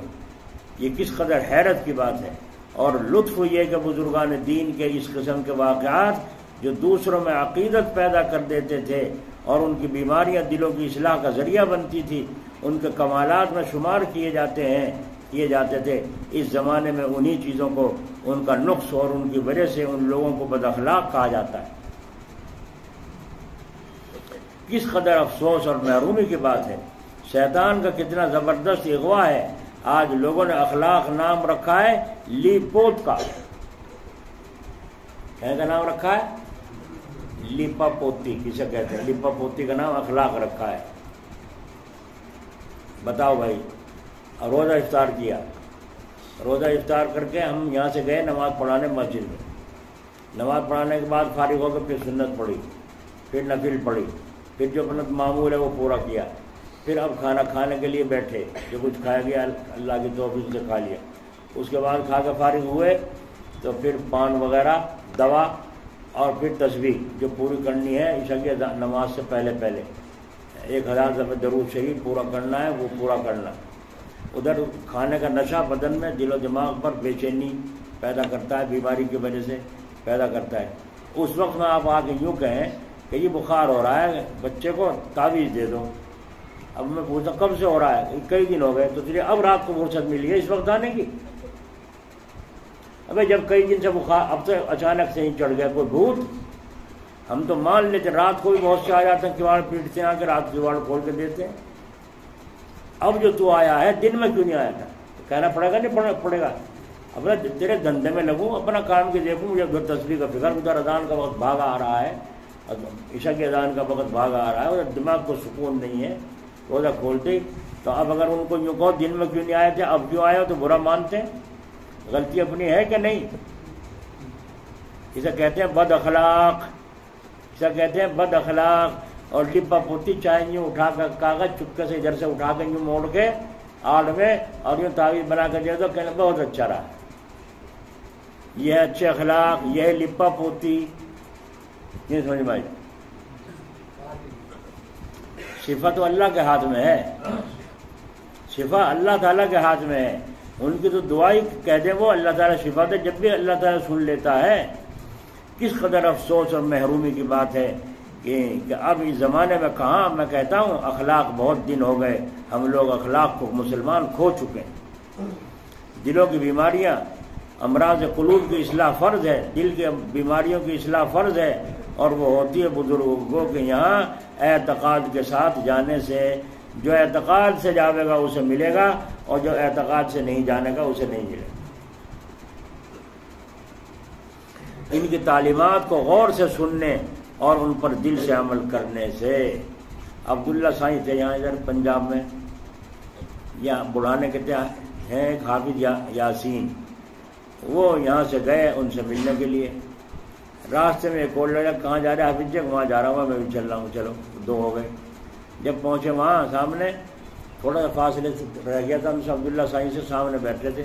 عبداللہ سائیں نے کہا او حافظ جی اسے وہیں دفع کر دے جو کسی تیرے ساتھ میں آ رہا فرض ہے، اس سٹے باز کو کیوں لایا؟ تو بھی وہیں رہو، اس کے ساتھ جا، کیوں آیا اس کے ساتھ تو؟ کہنا حافظ جی میں تو اس کے ساتھ نہیں آیا، یہی میرے ساتھ لگا راستے میں سے، میں تو اس کے ساتھ نہیں آیا۔ کہنا تو آگے کو آ جا، اسے دفع کر دے پر وہیں، یہ سٹے کے چکر میں آیا ہے۔ اتنی دور سے للکار کے مارا اور یہ کہا، اس نے کہا تم دور ہو جاؤ اس کے ساتھ ہی وہیں، تو کیوں آیا اس کے ساتھ؟ حافظ یاسین زندہ ہے بڑھانے میں، تحقیق کر لو، اتنی دور سے یہ دھمکا کے مارا، یہ اخلاق بد اخلاق ہے؟ یہ تم نے لپا پوتی کا نام اخلاق سمجھا ہے؟ آؤ چائے پانی پیو، دعا کریں گے، جو تعویذ بھی لے جاؤ۔ اور وہ تعویذ کو کھول کھول کے دیکھ رہا ہے، بہت سے مجھ سے تعویذ لے جاتے ہیں، میں آیا تھے لکھ دی میں نے، وہ دیکھ رہا ہے اس میں نمبر، وہ نمبر ہے نہیں۔ بعض تعویذ میں نمبر لکھے ہوئے ہوتے ہیں، وہ نمبر جڑواتے پھر جوڑے ہوئے نمبر ادھر کو جڑیں گے ادھر کو جڑیں گے، یہ حال ہے ان لوگوں کے۔ تو یہ اخلاق ہے، آج بد اخلاقی کا نام اخلاق رکھا ہے لوگوں نے، یہ بد اخلاقی ہے۔ تو اگر اخلاق اپنے چمکانے ہیں تو اعتقاد کے ساتھ جاؤ، حافظ جی کو بلا لیا اور اسے وہیں دفع کر دیا۔ بولو اخلاق سے بد اخلاقی تھی؟ ہاں اللہ تعالی ہمیں سمجھ نصیب فرمائے اور اپنے نیک بندوں کے قدموں میں ہمیں بھی جگہ نصیب فرمائے۔ ہم واقعی بڑے قصوروار ہیں۔ ایک بات یہ سمجھیے کہ با علم علماء، با عمل علماء، نیک کردار صالحین کے واقعات انسانوں کے دلوں میں فضائل اور خوبیوں کی تخم ریزی کرنے کا بہترین ذریعہ ہے، جس سے انسان کے لیے اپنے بلند مقاصد، اونچے درجات حاصل کرنے کے راستے ملتے ہیں۔ جو قصے آپ کو بیچ میں سناتا ہوں، یہ اس لیے کہ ان واقعات سے سنانے سے اللہ کی سنت ہے۔ اللہ نے بھی قرآن میں واقعات سنائے، کہیں موسیٰ کا، کہیں ہارون کا، کہیں کسی واقعات سنائے۔ تو ان واقعات کو سنانے سے انسان کے دل کے اندر خوبیوں کا بیج اچھی طریقے سے بویا جاتا ہے۔ امام ابو حنیفہ رحمۃ اللہ علیہ نے فرمایا، علماء اکرام کی خوبیوں اور ان کے محاسن کو بیان کرنا ہمارے نزدیک فقیہی مسائل کی کثرت سے بہتر ہے۔ دیکھا، اللہ والوں کی خوبیوں کو بیان کرنا اور ان کے خوبیوں کو سامنے لوگوں کے رکھنا ہمارے نزدیک فقیہی مسائل کی کثرت سے بہتر ہے۔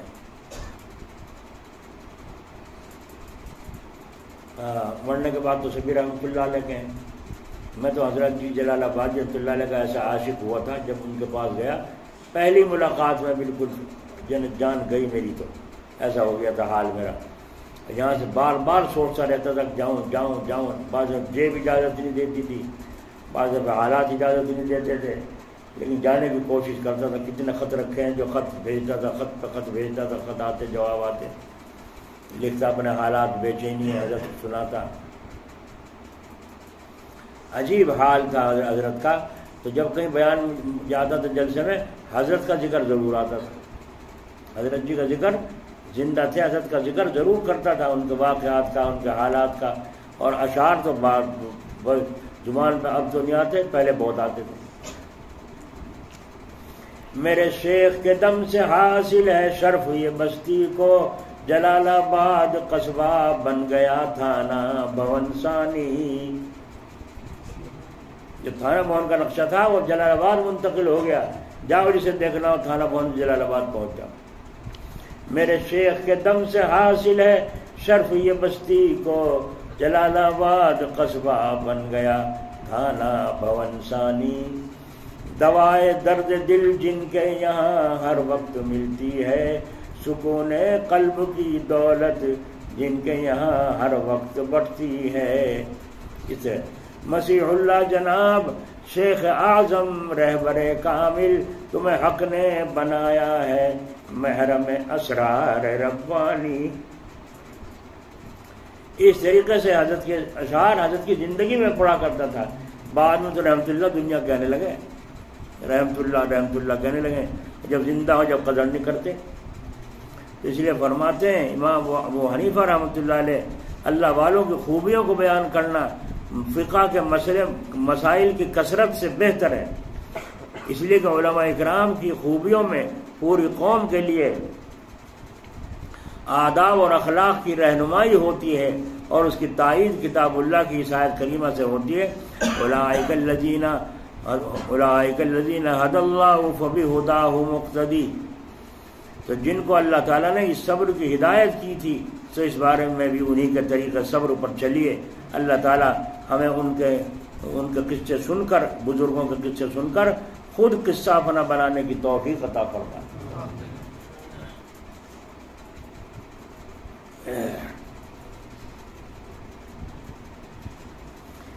حضرت جنید بغدادی کہتے ہیں حکایات اور قصے اللہ کے لشکروں میں سے ایک لشکر ہے، جس سے اللہ تعالیٰ مریدین اور سالکین کے ایمان کو طاقت پہنچاتے ہیں، ثابت قدمی اور مضبوطی پیدا کرنے میں۔ ان سے پوچھا گیا اس کی تائید کہاں سے ہوتی ہے، تو حضرت جنید نے دلیل میں آیت پڑھی، وَكُلًّا نَقُصُّ عَلَيْكَ مِنْ أَنْبَاءِ الرُّسُلِ مَا نُثَبِّتُ بِهِ فُؤَادَكَ۔ ہر بات دلیل سے، ثبوت سے پیش کی جاتی ہے، تو یہ دلیل پیش کی امام حضرت جنید بغدادی رحمۃ اللہ علیہ۔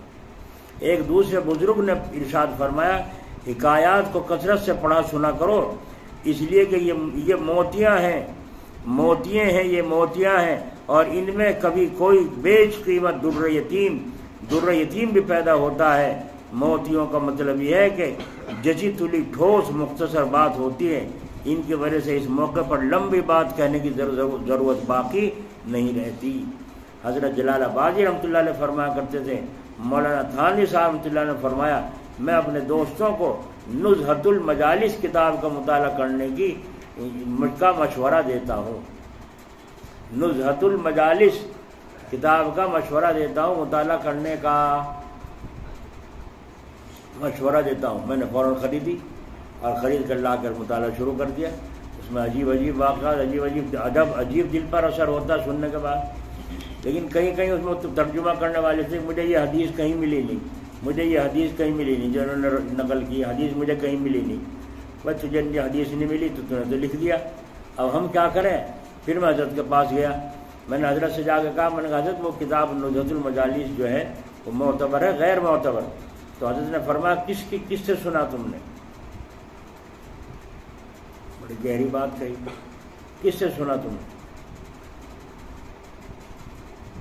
اب میں ذرا چپ سا ہوا، حضرت نے بھی چہرہ بدل کے دوسری طرف رخ کر لیا، یعنی شرمندہ نہیں ہونے دیا۔ اللہ اکبر، کیا ظرف تھا، اللہ ان کی قبر پر رحمت فرمائے۔ تو میں سمجھ گیا ہم نے حضرت جی سے سنا، تو حضرت جی کو معتبر مانتے ہو تو ان کی بات بھی، حضرت جی کو معتبر مانتے ہو تو ان کی بات بھی، پھر شک کیسا ہے؟ پھر شک۔ اور حضرت تھانوی کا ہم نے نقل کیا، حضرت تھانوی فرما رہے ہیں میں اپنے دوستوں کو نزہۃ المجالس کا مشورہ دیتا ہوں، مطالعہ کا مشورہ دیتا ہوں، پھر شک کیسا؟ راہ عمل کرنا، وہ تم عالم ہو، شریعت تمہارے سامنے اور تمہارا شیخ سامنے، عمل اس پر کرو۔ مطالعے کا مشورہ تو دیا ہے، عمل کرنے کو تو نہیں کہا ہے۔ مطالعہ کرو گے آنکھیں کھلی رہ جائیں گی۔ تو ابو عمر بن علا کہتے ہیں، بکر بن وائل قبیلے کے ایک شخص سے پوچھا گیا، تم اب بوڑھے ہو گئے ہو، کھانے پینے نکاح کی لذتوں کا وقت چلا گیا، کیا تم اب مرنے کو پسند کرتے ہو؟ انہوں نے جواب دیا کہ نہیں، مرنے کو پسند نہیں کرتا۔ پوچھا گیا کیوں، اب کون سی لذت باقی ہے جس کے لیے تم جینا پسند کرتے ہو؟ انہوں نے جواب دیا عجیب عجیب، اور کتنی چیزوں کا سننا اچھا لگتا ہے اور نئی چیزوں کا سننا اچھا لگتا ہے. یہ ہے فرمائے، جواب دیا کہ عجیب اور نئی چیزوں کا سننا اچھا لگتا ہے. یہ بات صحیح نہیں ہے؟ ہر آدمی چاہے عجیب چیز معلوم ہو، عجیب سی بات معلوم ہو. اگر بیان میں کوئی بات پہلی سنی بھی آ گئی تو پہلے بھی سن رکھی ہم نے، اور نئی سی آوے تو مزہ. تو ان بزرگوں نے کیا کہا، میں جینا پسند کرتا ہوں اس لیے کہ عجیب اور نئی چیزوں کا سننا اچھا لگے. ناچیز عبد الفتاح ابو غدہ غفر لہ عرض کرتا ہے کہ حوصلوں کو بھڑکانے، جذبات میں جوش پیدا کرنے، اندرونی صلاحیتوں کو روشن کرنے اور ارادوں کو بیدار کرنے کا بہترین طریقہ، اور اسی طرح کسی بھی برائی بھلائی کے بغیر سکون خاموشی کے ساتھ اخلاق کی درستگی اور پست اور حقیر چیزوں سے اوپر ہو کر بلند کاموں میں بڑھ چڑھ کر حصہ لینے اور عالی مرتبہ بزرگوں کی پیروی کا بہترین طریقہ اور ذریعہ یہی ہے، یعنی با کمال علماء اور صالحین کی سیرتوں کو پڑھنا اور عالی مرتبہ حضرات کے واقعات کو جاننا، علماء ربانیین کے مناقب اور فضائل سے اپنے سینوں کو لبریز رکھنا اور بلند کردار باعمل مجددین کی قربت حاصل کرنا. یہ ہے ان سے اولیاء اللہ کے واقعات سے اس طریقے سے سبق ملتا ہے اور اللہ تعالیٰ سے تعلق اور رشتہ جڑتا ہے. اسی لیے قرآن کریم کا پڑھنا یہ سب سے افضل ہے، اور اس کا ترجمہ، اس کے ساتھ ساتھ پھر حدیث شریف کا مطالعہ، اور پھر اس کے ساتھ ساتھ جو شیخ مشورہ دیں وہ، اور حضرت تھانوی رحمۃ اللہ علیہ کے جو مواعظ ہیں ان کا پڑھنا تو اس دور میں بہت ہی تریاق ہے اور بہت ہی زہر کو دور کرنے والا ہے. بہت اچھا علم کا راستہ اور عمل کا راستہ طے کرنے کا ذریعہ ہے. جتنے مواعظ حضرت کے مل جائیں، پرانے باب مل جائیں تو سبحان اللہ بڑے عجیب ہیں پرانے، لیکن نئے ہوں تو ان میں بھی بڑے بڑے علوم بھرے ہوئے ہیں. لیکن حضرت تھانوی کے وعظوں کا لوگ مطالعہ ہی نہیں کرتے. واعظ کہنے کا طریقہ ہی حضرت تھانوی رحمۃ اللہ علیہ کے واعظ سے معلوم ہوتا ہے. پہلے حضرت مرض کو بیان کرتے ہیں، پہلے قرآن پڑھتے ہیں، قرآن سے اس مرض کو ثابت کرتے ہیں، پھر مرض کو بیان کرتے ہیں، پھر مرض کے نقصان کو بتاتے ہیں، اس مرض کو چھوڑنے کے فائدے بتاتے ہیں، آخر میں اس میں ایک دو قصہ سنا کے اس کی بیماری کا اور اس کے فائدے کا نقص سنا کر دلچسپ بنا کر اس میں فارسی کے اردو کے اشعار بھی سنا کر آخر میں اس بیماری کا علاج بتاتے ہیں. یہ حضرت کا طریقہ واعظ کا، یہ طریقہ واعظ کا یہ ہے. حضرت بیماری بتا دی، بیماری کا علاج بتایا نہیں تو کیسے پتہ چلے؟ اس لیے بزرگوں کے واقعات سننے سے روح کو تازگی پیدا ہوتی ہے. ایک دفعہ کا قصہ سنا دوں حضرت رحمۃ اللہ علیہ کا. ایک بھاجپا کا نیتا RSS کا بمبئی سے یا کلکتے سے جلال آباد اس کا آنے کا پروگرام تھا اور وہ آ رہا تھا، اور وہاں غیر مسلموں میں خوب کوئی تیل لا رہا ہے، کوئی میدا لا رہا ہے، کوئی کچھ پکا رہا ہے، خوب پکوان چل رہے ہیں. دنیا آئے گی اور خوب کچوریاں پکوڑیاں کھاوے گی، دنیا مہمان آئے گا، دنیا بھر کے آئے گا. کسی نے حضرت کو خبر دی اس سے آ رہا ہے اور وہاں کے زہر اگلے گا، لازمی بات ہے، اور جلال آباد کے فضا نظام خراب ہو جائے. پتہ نہیں کس اللہ کے ولی کی برکت سے بستی میں چھٹکارا ملا رہتا ہے. وہ اللہ ہی جانے کون ہے وہ چھپا ہوا آدمی، اس کا پتہ کچھ نہیں چلتا کون ہے. دیکھنے میں کوئی معلوم ہوتا ہے، ہوتا کوئی اور ہے. اب حضرت جی کے انتقال کے بعد بھی ایک وہ مسجد کا معاملہ پیش آیا. مندر میں گوشت ڈال دیا جی، مورتی چرا لی. یہ کس سے پیش؟ اللہ تعالیٰ نے حفاظت فرمائی. تو کسی نہ کسی کی تو برکت تھی جان بچی، ورنہ ہندو مسلم ہونے میں کیا، آگ لگانے والے تو آگ لگا دیتے ہیں. تو کوئی نہ کوئی اللہ کا ولی ہوتا ہے جس کی برکت کی وجہ سے وہ چیز معاملہ دب جاتا ہے، آگ دب بجھ جاتی ہے. تو حضرت کو اطلاع دی وہ کل آنے والا ہے. تو حضرت کو پھر بتایا کل آنے والا ہے. اچھا، پر رات کو حضرت کا نیند ختم. مولانا اکرام صاحب پتھر گڑھ کے ہیں، وہ سنا رہے تھے قصہ. جب میں حضرت کے پاس تھا، حضرت بار بار اٹھ کے صحن میں جاتے تھے اور یوں ہاتھ ملتے پھرتے تھے، اس طرح سے آسمان کی طرف کو دیکھتے ہاتھ ملتے پھرتے تھے، سارے صحنوں کو بے چینی کے ساتھ پھرتے تھے۔ یہ کیفیت اس کی حضرت کی ہو رہی تھی۔ جب رات کے 2 بج گئے یوں صحن میں بے چینی سے پھیلتے پھیلتے، تو اب فرمایا الحمدللہ الحمدللہ الحمدللہ، اللہ تیرا شکر ہے۔ چلے گئے کمرے میں، اللہ تیرا شکر ہے۔ اس کے بعد وہاں تو انتظار ہو رہا ہے، فون تو تھے نہیں، جب یہ موبائل تو تھے نہیں، اس کا نہیں پتہ چلا آج تک بھی کب زندہ ہے یا کہیں زمین سے نکل گئی، اس کا نہیں پتہ چلا۔ سمجھ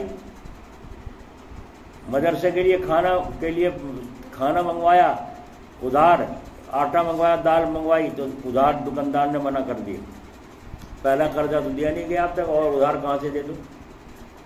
حضرت نے فرمایا اس سے لانے والے سے، بھائی دیکھ لو، اس کی خوشامد کر لو، بھائی طالب علم بھوکے ہیں۔ اس نے بھی انکار کر دیا، پھر انکار کر دیا۔ حضرت نے پھر 30 مرتبہ فرمایا، جا کے اور نرم ہو کے کہو اسے، بھائی آ جائے گا، ہم تیرا دے دیں گے، فکر نہ کریں، جہاں اتنا ادھار ہے وہاں اور سے آج بچے بھوکے ہیں، دوپہر بھی نصیب نہیں ہوا بچوں کو کھانا، طالب علموں کو، لاؤ کچھ ادھار دے دو۔ حضرت کا معمول تھا، اس سے چندہ نہیں مانگتے تھے لوگوں سے، احترام طریقے سے۔ بھائی تمہیں بتا دیا مدرسہ ہے، بچے باہر کے ہیں، پھر کیا ضرورت ہے تم بچے کہیں کپڑے دے دو، جوڑے دے دو، ان کے کپڑے سینے ہیں، تمہیں کیوں نہیں دکھتا؟ نہیں سمجھ میں آ رہی ہے؟ ہم تمہارے گھروں پہ جا کے مانگتے پھر مدرسے کے لیے 2 بھائی زکوٰۃ دے دو، خیرات دے دو، کیوں مانگے ہم کیوں مانگے؟ جب تمہیں کہہ دیا، اعلان کر دیا کہ ہاں مدرسہ تمہیں بھی دکھائی دے رہا ہے، بچے بھی ہیں، ان کا خرچہ بھی ہے، جو ان استاد ہیں ان کی تنخواہ ہے، پھر کیا ضرورت پڑی؟ پھر تو اس سے مانگو۔ اگر اس سے نہیں مانگتے، مخلوق سے مانگتے ہو، تو تم خالق والے نہیں ہو، تم مدرسہ چلانے کے اہل نہیں ہو، کسی اور کو دے دو مدرسہ، تم تو بھیک منگے ہو۔ اس نے آخر طرح آ گیا، 30 مرتبہ میں آٹا اور وہ دال دے دی، حضرت نے اس کو پکوایا، تو 4 بجے شام کو کھانا ملا، دوپہر کو کھانا نہیں ملا بچوں کو، اور حضرت کو بے چینی، حضرت نے بھی کھانا نہیں کھایا۔ اور اسی طریقے سے عشاء کی نماز کے بعد کبھی سجدے میں کبھی بیٹھنا، کبھی سجدے میں کبھی بیٹھنا، اور کبھی ادھر سے ادھر۔ بیوی صاحبہ نے کہا تم لیٹ کیوں نہیں جاتے؟ حضرت کیا بات ہو رہی ہے، کیا بے چینی ہے؟ تو میں لیٹ رہا ہوں، ابھی لیٹ رہا ہوں، پھر ادھر سے ادھر، ادھر سے ادھر، کم گھر میں صحن میں پھر رہے ہیں ادھر سے ادھر، اور یوں ہی ہاتھ یوں ملتے ہوئے یوں کرتے پھر رہے ہیں۔ رات کو ان کا جب تہجد کا وقت ہو گیا، سونے کا وقت ختم ہو گیا، اب فرمایا حضرت نے الحمدللہ الحمدللہ، انشاءاللہ تعالیٰ اب مفتاح العلوم میں کمی نہیں رہے گی۔ اور اللہ نے یہ بات کہہ دی، اللہ تعالیٰ نے یہ بات کہہ دی، کیا کہہ دی؟ کس سے کہہ دی؟ اب مارو مغز ان کوڑ مغزوں سے اللہ نے کیسے کہا؟ اچھا اللہ یہ بات کرے تمہارے مولویوں سے، ان کوڑ مغزوں کو کون سمجھائے گا بات کرنے کا طریقہ؟ ارے جو اللہ شہد کی مکھی سے بات کرے وہ انسانوں سے نہیں کر سکتا؟ جو عورتوں سے بات کرے، موسیٰ علیہ السلام کی ماں سے بات کرے، کیا وہ اللہ والوں سے بات نہیں کر سکتا؟ ان ظالموں نے سمجھا ہی نہیں دین کو، یہ تو پھر رہے دھکے کھاتے مسلمانوں میں توڑ پیدا کرتے ہوئے، انہوں نے اللہ کو پہچانا ہی نہیں، خواہ مخواہ کے عارف باللہ عارف باللہ بنے پھر رہے۔ تو حضرت فرمایا اللہ تعالیٰ نے ایک بات اور کہہ دی، مفتاح العلوم جلال آباد کا پڑھا ہوا کبھی بے روزگار نہیں رہے گا۔ یہ بھی اللہ سے منوا لی، یہ بھی اللہ سے حضرت نے منوا لی۔ بڑا بھوک کا زمانہ گزر رہا ہو ان بچوں پر، لیکن اب مفتاح العلوم میں جو پڑھ کے فارغ ہو کے جائے گا کبھی بے روزگار نہیں رہے گا۔ آج دیکھو جلال آباد کے پڑھے ہوئے دنیا بھر میں کہاں کہاں تک کتنے اونچے اونچے عہدوں پر قائم ہیں۔ اور حضرت جی کا خود حال یہ تھا، نماز نہیں پڑھاتے تھے، کبھی جمعہ نہیں پڑھاتے تھے۔ بڑے بڑے لوگوں نے تمنا کی حضرت کی اس طرح نماز پڑھا دیں، کسی دن نہیں پڑھائی، جمعہ پڑھا دیں نہیں پڑھائی، پڑھائی نہیں۔ حضرت نے لوگوں کی بہت تمنا تھی، خواہش تھی، جو مرید تھے وہ خاص کہ کسی دن ایک دن تو حضرت جی کے پیچھے پڑھ لیں، حضرت پڑھاتے نہیں تھے۔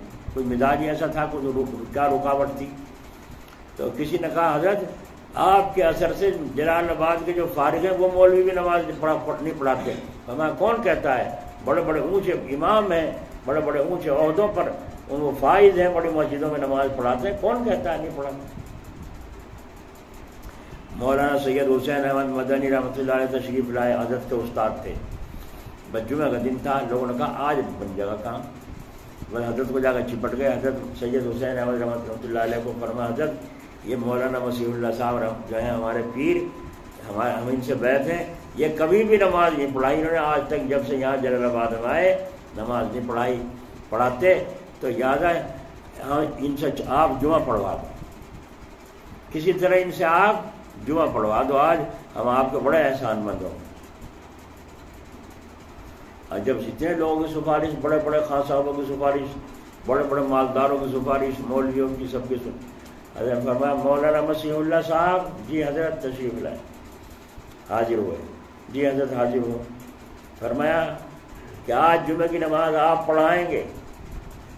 حضرت نے فرمایا, مولانا حسین احمد مدنی رحمۃ اللہ نے فرمایا آج جمعہ کی نماز آپ پڑھائیں گے؟ تو یہ سن کر حضرت جی کانپ گئے, ایک دم کانپ گئے, اور کانپ کے جو فرمایا حضرت خطبہ میں پڑھ دوں گا, نماز آپ پڑھا دیجیے. خطبہ میں پڑھ دوں گا اور نماز آپ پڑھا دیجیے. اور بدن پر کپکپاہٹ اور آنکھوں میں آنسو. حضرت مدنی رحمۃ اللہ نے پھر دوبارہ کہنا مناسب نہیں سمجھا. حضرت فرمایا بھائی ان کو مجبور مت کرو. خطبہ پھر حضرت جی نے پڑھا, اور نماز حضرت مولانا حسین احمد مدنی رحمۃ اللہ نے پڑھائی. پتہ نہیں کیا کسی کی سمجھ میں تو بات آئی نہیں, ہم نے سنی نہیں کسی سے کیا کیوں آخر نماز نہیں پڑھاتے تھے حضرت, کیا وجہ تھی. تو حضرت نے پوچھا تھا, حضرت کو وہیں کا وہیں جواب دے دیا, کیوں نہیں پڑھاتے ہو نماز؟ فرمایا حضرت آپ کی پشت ہوگی, آپ کی اور یہ استاد کی پیٹھ ہوگی, استاد پیچھے میں آگے, آپ کی پشت ہوگی. بس یہ دیکھ کر, یہ کبھی دیکھ کر حضرت مدنی رحمۃ اللہ نے فرمایا چھوڑ دو ان کو, انہیں کے حال میں چھوڑ دو, چھیڑو مت ان کو. تو اب دیکھو چلو وہاں تو یوں کہہ کر جان بچا لی, اور جگہ نماز کیوں نہیں پڑھاتے؟ وہاں کس کی پیٹھ ہوتی تھی؟ لوگوں کی. وہاں تو لوگوں کی پیٹھ ہوتی تھی سب کی. تو کوئی نہ کوئی بھید تھا, وہ بھید کا ہمیں کسی سے پتہ نہیں چلا, کیوں نہیں پڑھاتے تھے. تو یہ اللہ والوں کے ہاتھ فنائیت اتنی تھی کہ اپنے کو امام بننے کے قابل ہی نہیں سمجھتے تھے. اسی فنائیت نے ان کو اونچے مقام پر پہنچایا, اسی عاجزی نے ان کو اونچے. بھائی چھوٹے باپ کے بن جاؤ کچھ تمہارا نقصان ہے نا, چھوٹے باپ کے بن جاؤ کچھ نقصان ہے. اللہ تعالیٰ توفیق نصیب فرمائے. جو دن رمضان کے چل رہے ہیں اللہ تعالیٰ سے دعا کرو اللہ ان کو قبول فرمائے. جو گزر چکے اور جو آ گئے اللہ ان میں ہمیں تقوی والی زندگی نصیب فرمائے اور اپنا تعلق نصیب فرمائے. نماز میں جی لگانے کی پوری کوشش کرو, اور تسبیح ذکر کرو, بیٹھ کے ذرا غرق ہو کر کے کرو. جامع مسجد میں تو ظہر کے بعد اب ذکر ہوتا ہے, ظہر کے بعد اپنا معمول پورا کرتے ہیں, ہر روزانہ 11 مہینے فجر کے بعد ہوتا ہے. تو اب جو ہے توجہ کے ساتھ درود شریف ہمارے یہاں جو جمعہ کو دن صبح کو ختم خواجوان ہوتا تھا وہ بند ہے, رمضان بند ہے. اب عصر کے بعد چہل حدیث درود و سلام کی پڑھی جاتی ہے بس, اور اس کے علاوہ اپنا قرآن کریم وغیرہ جو جس کا معاملہ ہے. لیکن جسے چلنا ہے لینا ہے وہ دیکھ لو. کتنے آدمی آج روزے سے ہیں اور کتنے کو توفیق ہوئی لاؤ تو دین کی بات سن جائیں. آپ کو اللہ نے توفیق دی, شکر کرنے کا موقع ہے کہ نہیں؟ اللہ تیرا شکر ہے ہمیں توفیق دی, تو نے شکر کرنے کا موقع ہے کہ نہیں؟ اگر یہ مجلس نہ ہوتی کہاں جاتے آپ؟ کہیں اور پھرتے جاتے. اللہ نے یہاں توفیق دی ہے ہمیں, ہم نے یہاں کھول رکھی ہے دکان, اس دکان پر سودا لینے کے لیے آپ حضرات آ گئے ہو. اللہ تعالیٰ اپنے فضل سے صحیح نفع نصیب فرمائے مجھے بھی اور آپ کو. حضرت سے گردن جھکا لو, توجہ کے ساتھ اللہ کو یاد